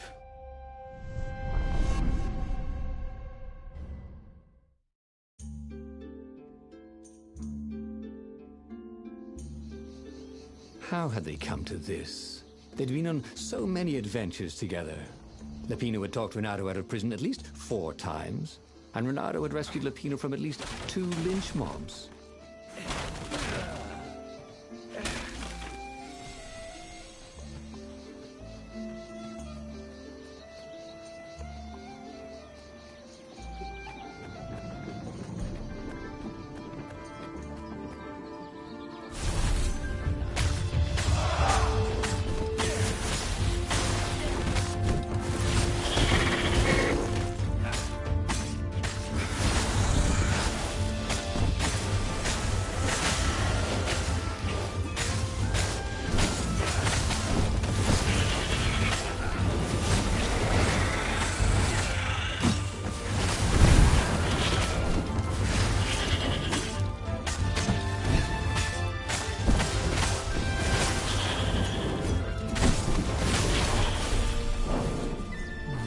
Found that the rabbit resented him. Lapino was hilarious because he was so down on himself and everyone else. But behind the laughs, he wasn't a happy camper. Was this payback? Or did the Empire have his little white tail in a vice?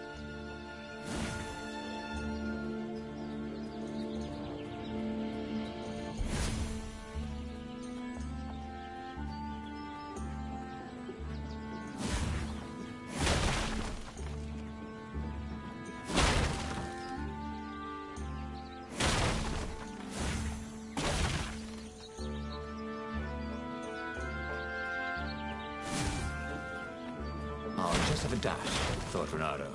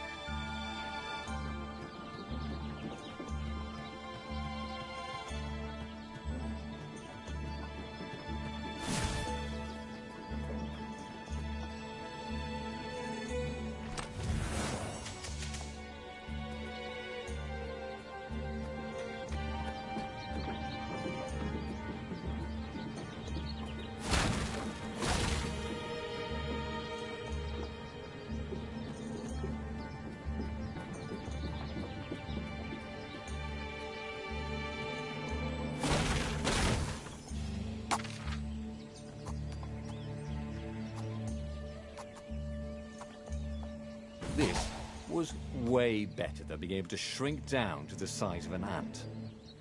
What was that all about, anyway?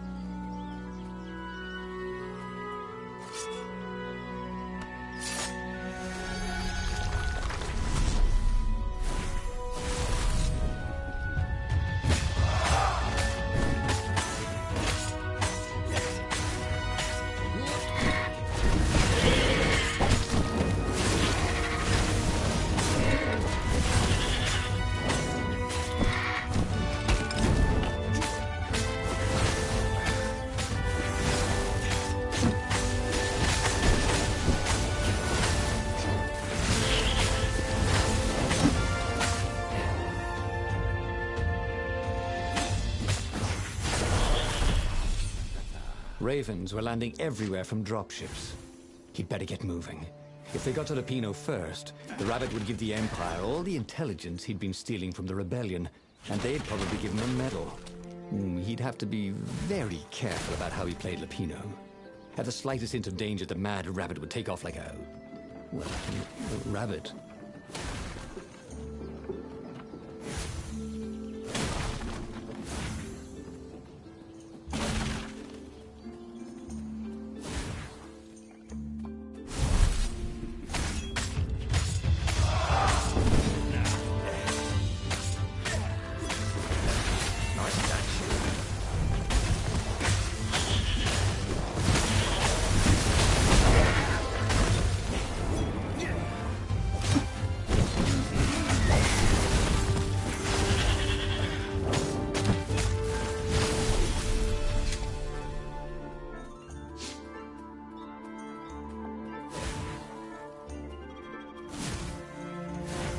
Pino would betray him. The core was dangerous. Renato had a fleeting idea that the two ideas went together somehow. And then it was gone again. Damn ideas.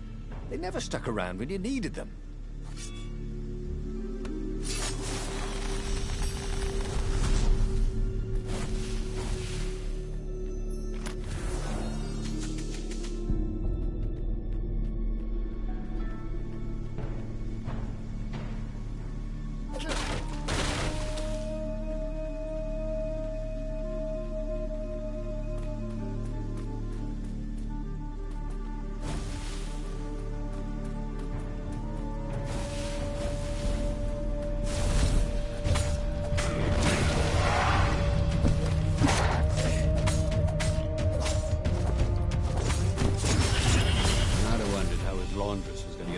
Bloodstains out of his tunic.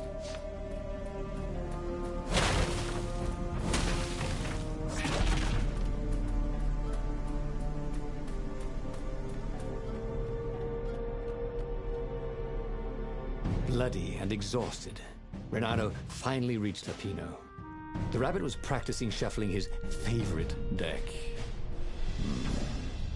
Now that he knew what the rabbit was, there were a few things about him that Renato didn't find so amusing anymore. You sent me an urgent message saying that you're in danger. Oh, I am. The Ravens are coming. Now, I got a clever plan to kidnap Zenobia. Renato wanted to clap shackles on the rabbit and shout, "You're a traitor, and I'm not falling for it." But if there was one thing Renato was sure of, it was that the core of the Sky River was dangerous mostly to its user. If he could put it in the Emperor's hands, old Isengrim III might blow himself and his fleet up with it. Yes, that was it.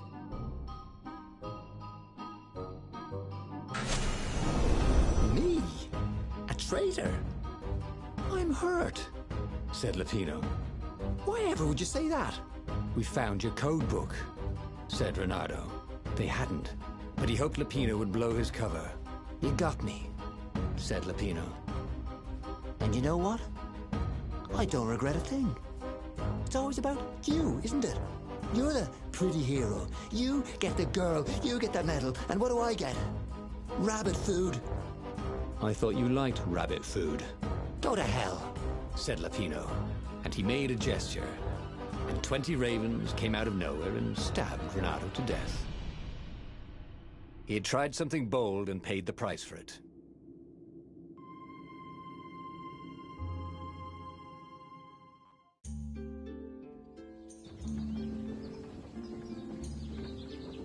How had they come to this? They'd been on so many adventures together. Lapino had talked Renato out of prison at least 4 times, and Renato had rescued Lapino from at least 2 lynch mobs.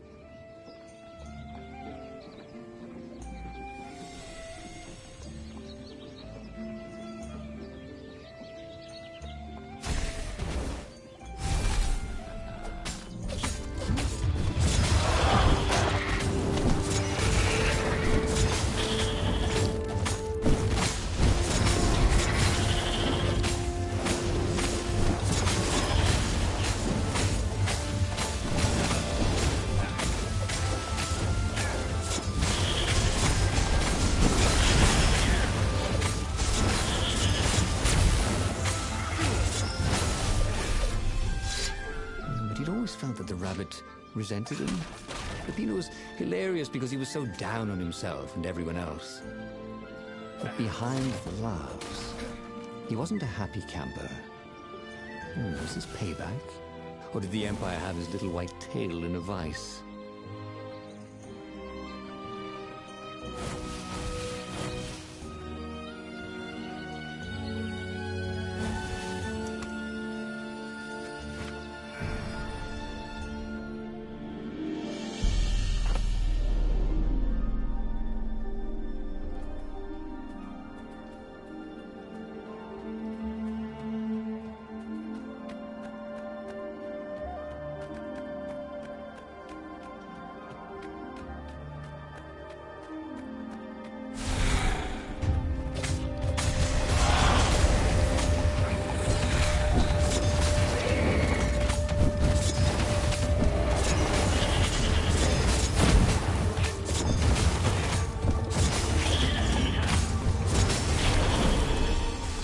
Ravens were landing everywhere from dropships. He'd better get moving. If they got to Lapino first, the rabbit would give the Empire all the intelligence he'd been stealing from the rebellion, and they'd probably give him a medal. He'd have to be very careful about how he played Lapino. At the slightest hint of danger, the mad rabbit would take off like a rabbit.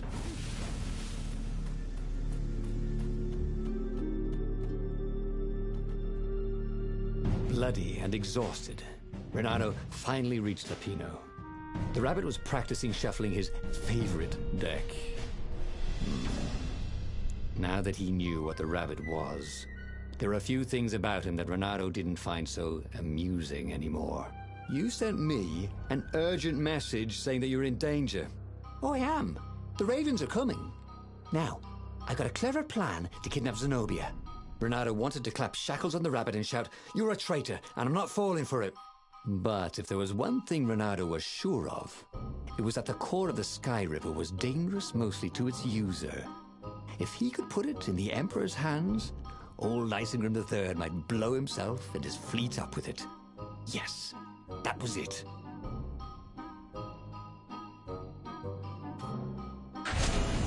Renato felt like a real hero, brave and smart. He told the rabbit all about the Sky Ripper's God's Eye core. "I'll go get the core while you attack Zenobia," he told the rabbit. "But wait, I've an even better idea. I'll get the core and you attack Zenobia," said the rabbit. "Right, yeah, that is better," agreed Renato. Perfect. The traitor would make sure the Emperor got the core. Now Renato just needed the Emperor to use the core. If he could only get something that the Emperor wanted very badly. Zenobia. He could save her and bait the Emperor at the same time.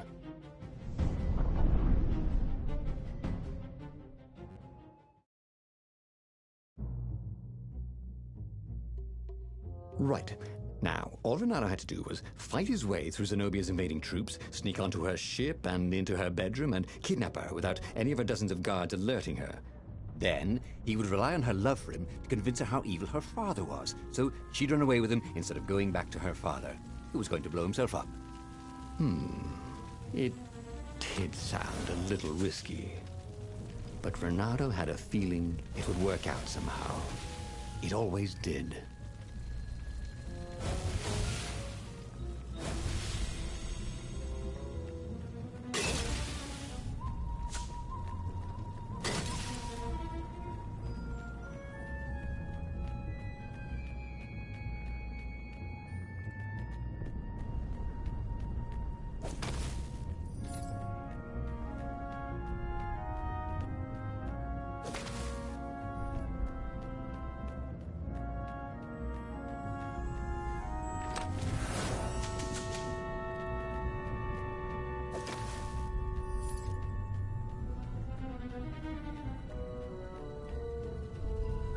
Look, it's not personal, but your mother wears army boots on her ears.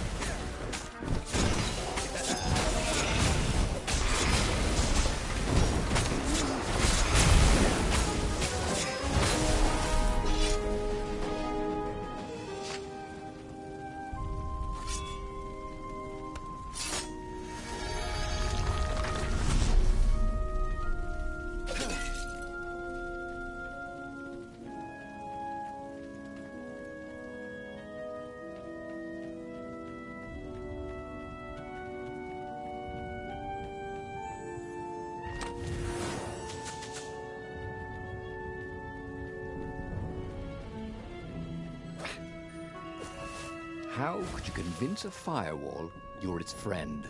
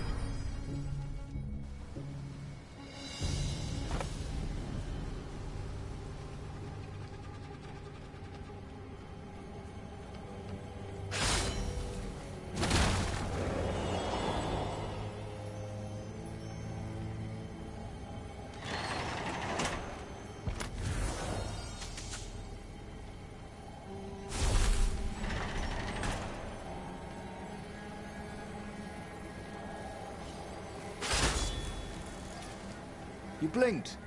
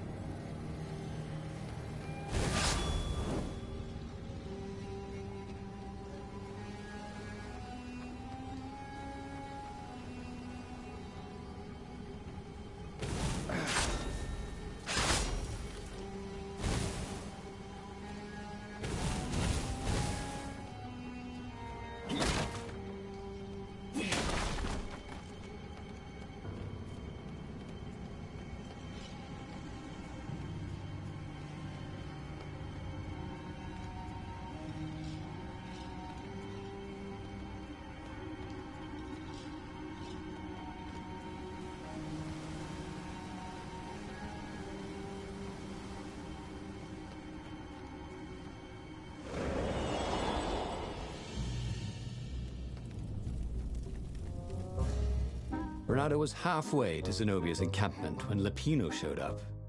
He was disheveled and distraught. They jumped us. I barely got away. Oh, they got the core. Oh, it was all going according to plan, thought Renato. Now he just needed Zenobia on his side. Yes, that was even better. The Iblis Stone. Zenobia could get it. And then the Emperor would have to pursue them. Wait. No. The gem would corrupt anyone. Even her. That's it, he thought. Even Lapino. Even though Lapino was already a traitor.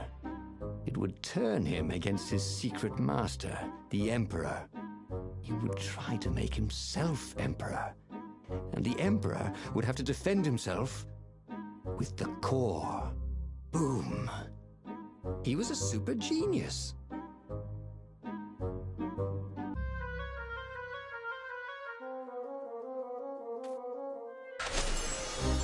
This is terrible, Renato told the rabbit. If only I had gone for the Iblis stone. But now it's lost in enemy territory. He handed Lupino a map. It gives the bearer so much power. We can only hope the Emperor never finds it. What was that? Said Lupino. I think someone's following us. I didn't hear anything. Rabbit ears. You go on ahead. I'll check it out. And with that, Lupino hopped off with the map.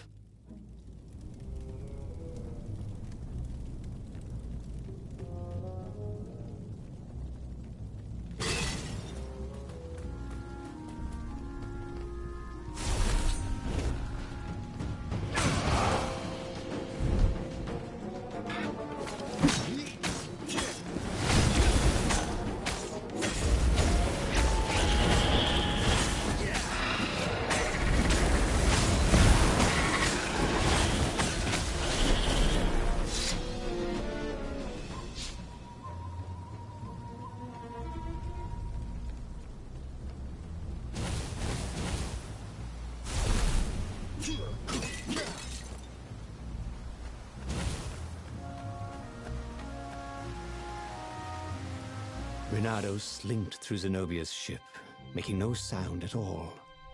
She was curled up on her bed. He'd forgotten how beautiful she was, how sleek, how soft. He tapped her on the shoulder with his sword. She was made of smoke, and he noticed he had a very solid blade to his throat. Did you really think you could capture me? Purred a familiar voice.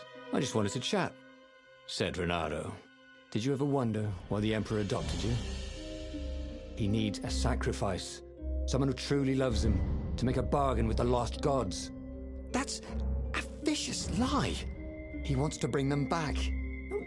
That's crazy. Why would anyone... They could make him immortal. An eater of souls. And with that, her eyes widened. She understood. Renato told her how he had rescued a priest whose order had been massacred, how he had slept in a burnt village. At midnight, the Emperor's victims had come to him in his dreams to tell him of the hideous eldritch rituals they'd been sacrificed in. He could still see those kittens and puppies, their wide, sad eyes, their moist noses. You can't prove that. I've got a witness at the observatory.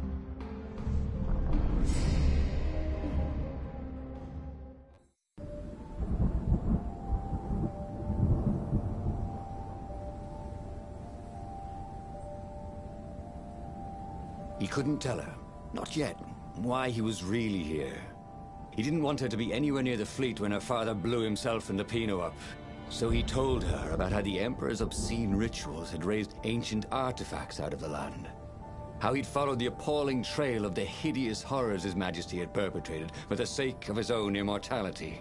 Any of this ring a bell? He said. He told me it was all lies. You've always known when I was lying. I always hated that about you, said Renato. The rebellion had started after atrocities that the Empire hushed up. Renato had rescued a priest whose order had been massacred for one book. He had slept in a burnt village. Dead kittens and puppies had come to tell him what the Emperor had done to them.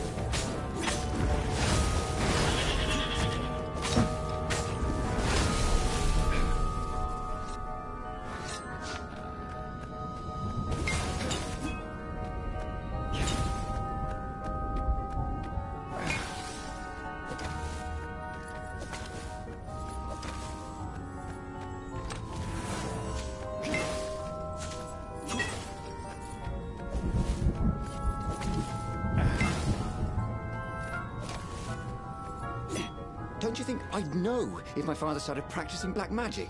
Why? Would you join in? No. I'd destroy his books and I'd... Oh, God. Okay, you're not completely wrong. They've resurrected one of his victims. Well, look, I mean, look, it's not exactly alive, but it can talk. A true witness, she said.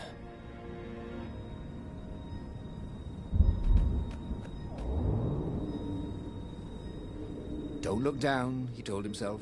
Don't look down.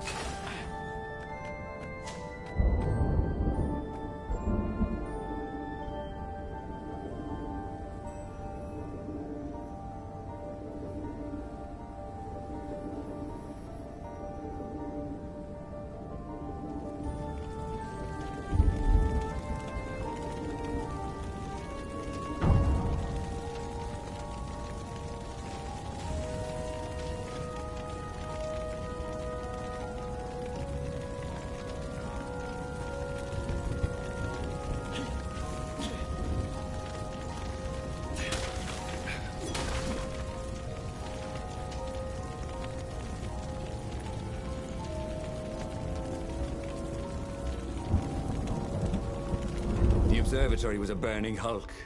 Dead scientists and black feathers everywhere. The Ravens had taken special care to burn the reanimated witness to cinders. Zenobia stared at the carnage. He didn't want me to hear the witness, did he? I guess not. What's your plan? She asked. So, Renato explained his brilliant gambit. Sending Lapino to get the Iblistone, become super powerful and corrupted, provoke the Emperor into using the core against him, thus blowing up both of them, and hopefully the fleet too. Let me visit your council, she said, shaken. I want to help. Could he really trust her?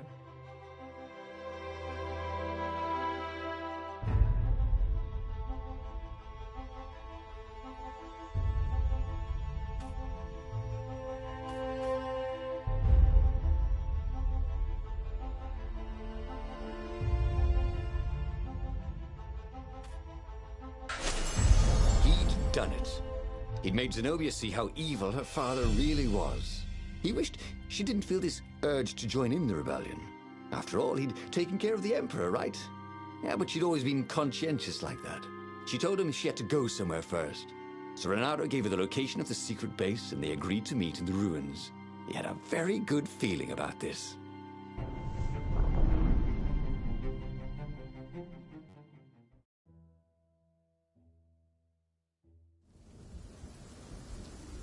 What had Zenobia gone off to do?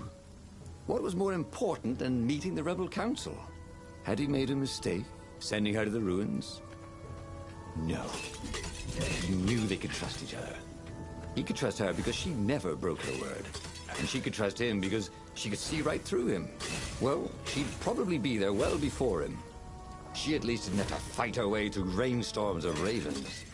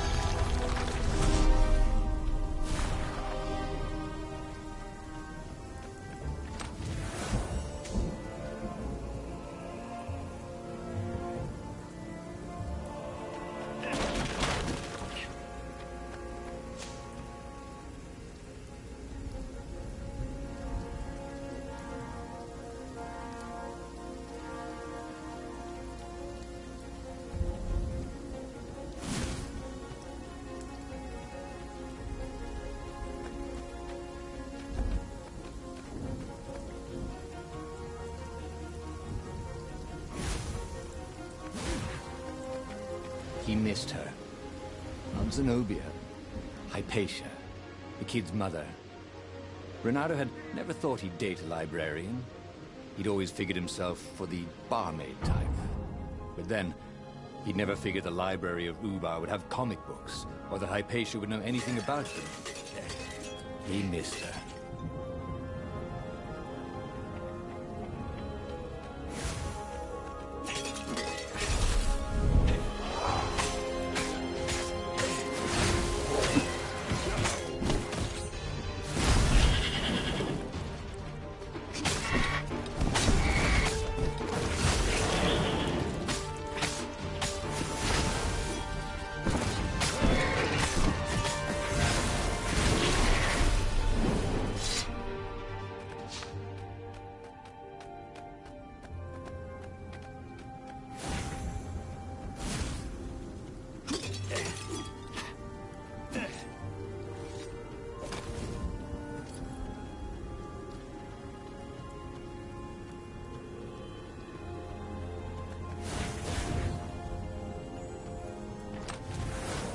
Ooh, sparkly, thought Renato.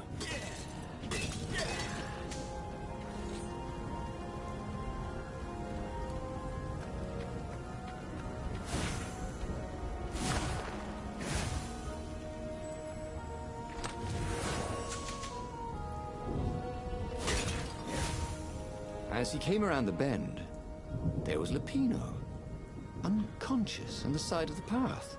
And Renato could smell a familiar, sweet, smoky scent. Who? Zenobia. It had to be. She never used a combat spell when she could use drowsy gas. That meant she had the Iblis Stone. What would it do to her? She hated her father now. She'd kill him for sure. The council wouldn't mind if she killed the Emperor, but murdering her father would destroy her. He had to get to whatever ledge she was on and talk her down from it.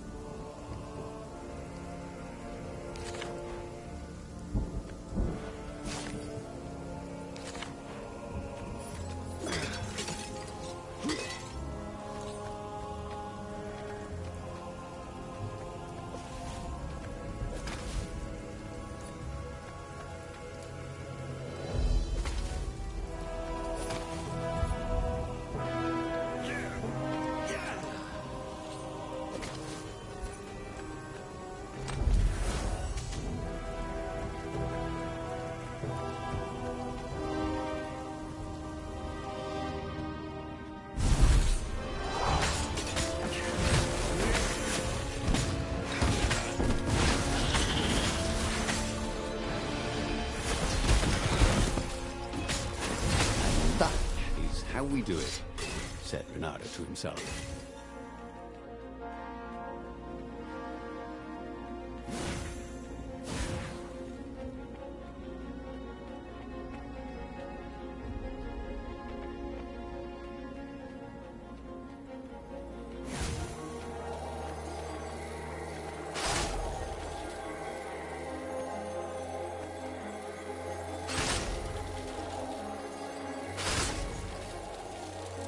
Hey, why don't you guys fight in groups?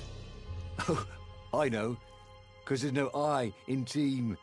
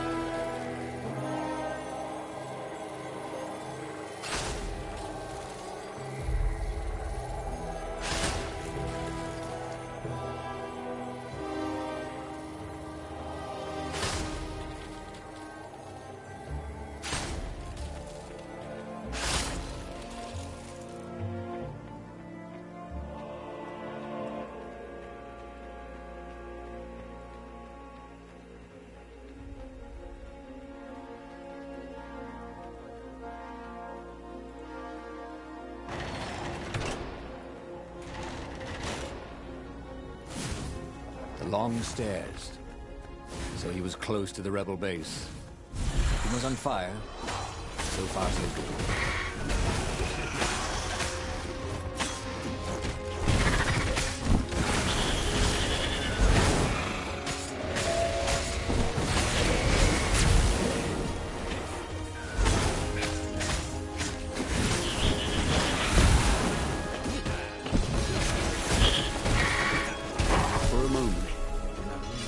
Somebody had been watching.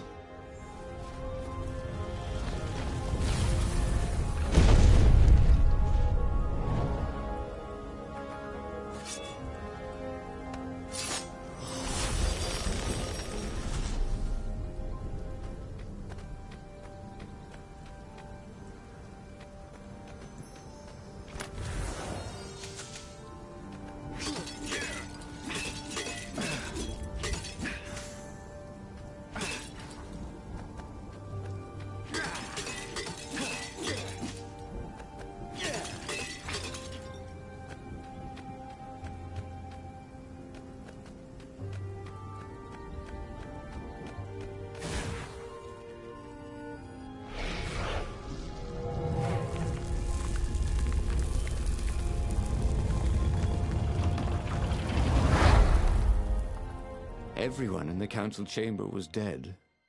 Zenobia stood shivering in the courtyard, drenched in blood. Why? He managed. They started arguing with me. I lost my temper and I wanted their blood. Well, not me. The stone did. Why did you take it from Lupino? I had a plan. You had a stupid plan, she said. I'm going to go kill my father now. No, you can't. You'll just take his place. You'll become worse than him.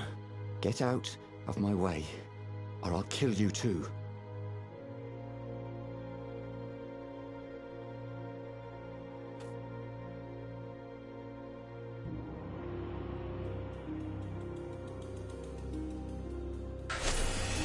You won't kill me, he said. And I won't let you kill the Emperor. Enraged, she raised the sword. You hate him too? He could sense the Iblis stone, yearning for his death. But she didn't strike. If you kill him, he'll destroy you. I know you. Shut up! She shouted, her sword trembling. I won't lose you again. Not for anything. Get away from me, he said, and he was very close. I can't lose you again. And he was in reach of her sword now. I hate him! I hate you too! I love you, he said for the very first time. And then she was weeping. He was holding her, The sword had dropped from her hand. He glanced at the Iblastone. It was no longer the black of the void.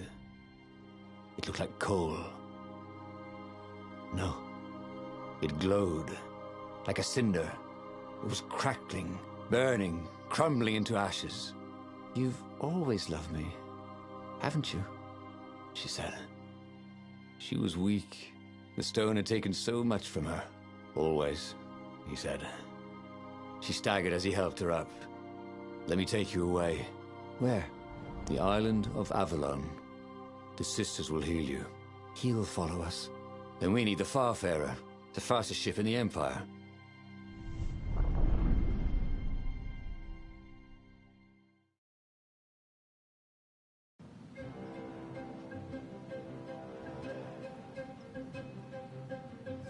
The Empire had seized his ship. They'd have to take it back.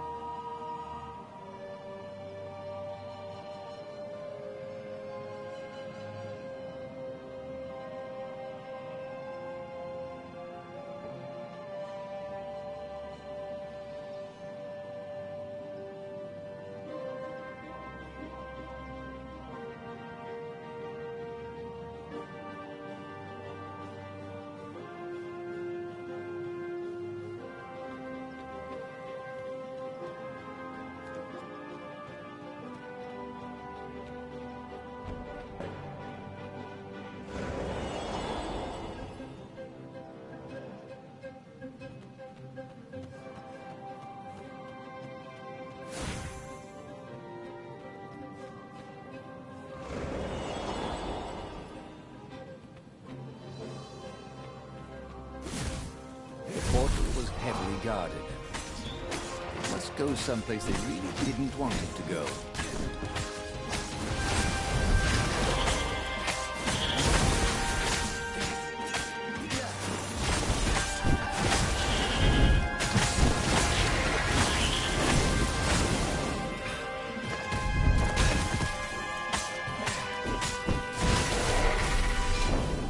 Zenobia was in no shape to fight.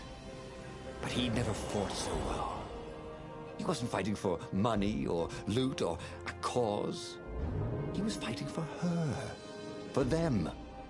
His sword danced, his feet flew, and the ravens recoiled from his ferocity.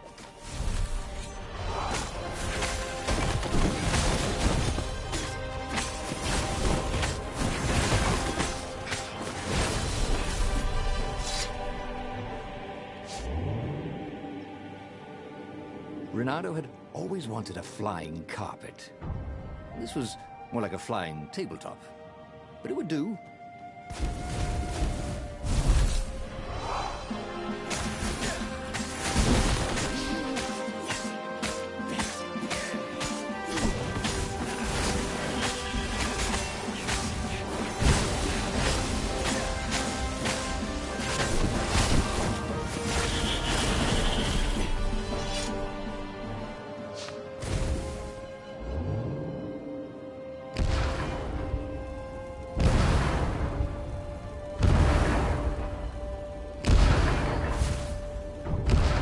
there it was, his beautiful skycraft, the Farfarer. They would fare very far indeed, beyond the Empire, beyond the reach of the Empire, to the mystical island of Avalon. He didn't know exactly where it was, but he knew he could find it. And they would find peace there. Second star on the right, and straight on till morning, laughed Zenobia. And they laughed together for the first time in a long time.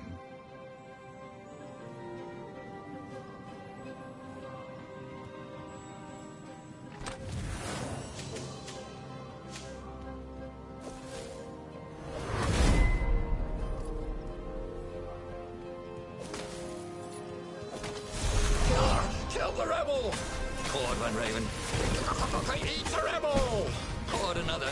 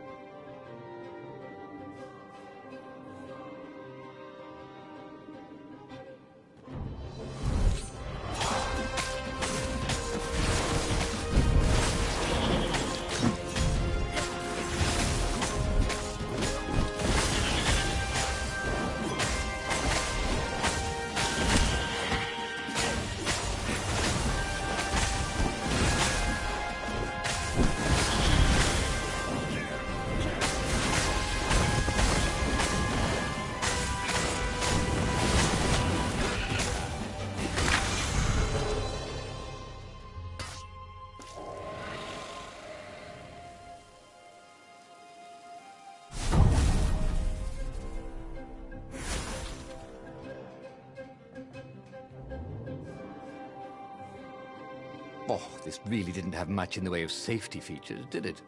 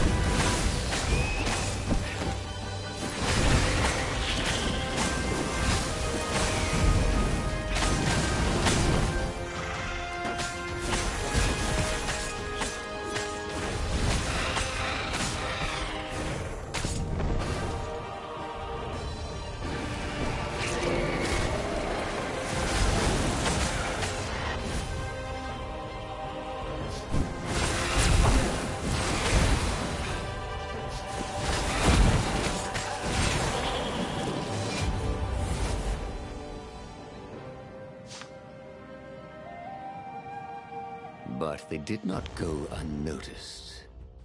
Scout ships lifted off, and the long lance of the Imperial flagship. Bernardo turned downwind to gain speed. The Raven ships could pursue, but they couldn't close. The far speaker croaked, "You return her and live!" "Go sacrifice yourself," yelled Bernardo. "Then you won't have her either." On the flagship, the Emperor was readying some arcane weapon. It couldn't be. It was the core. A devastating beam lanced out of the flagship. Bernardo zigzagged wildly to keep the Farfair out of it. Now the Raven scout ships were closing the distance, and the beam was getting closer too. Then came a blinding flash, and the air was searingly hot all around him. There was a thunderous, deafening roar. He could smell burnt oak and burnt feathers and burnt flesh. But when he could hear and see again, they were alive and unhurt. And they were alone in the sky. Zenobia embraced him. They had done it. Through luck and through love, they had won the war. "Avalon, here we come," he said as he held her arms wide in the prow of the boat and let her feel its speed. "Maybe the real Avalon is wherever we're together," she said. And so, after a bit of an argument, Bernardo and Zenobia went to one of the two Avalons. The one shrouded in mists, or the one in their hearts. But which one they went to, I'll never tell. He'd done it. He'd forged his own destiny. Well, he hadn't actually done it. But he knew what he would do. Bernardo smiled at the book. He practically wanted to kiss it. The kid's sacrifice hadn't been in vain. He'd saved the book and saved the world. Bernardo owed him and his mother so much. Bernardo lowered the mainsail and let the Farfarer shoot forward in the breeze. Second star to the right, and straight on till morning. This time, he would win.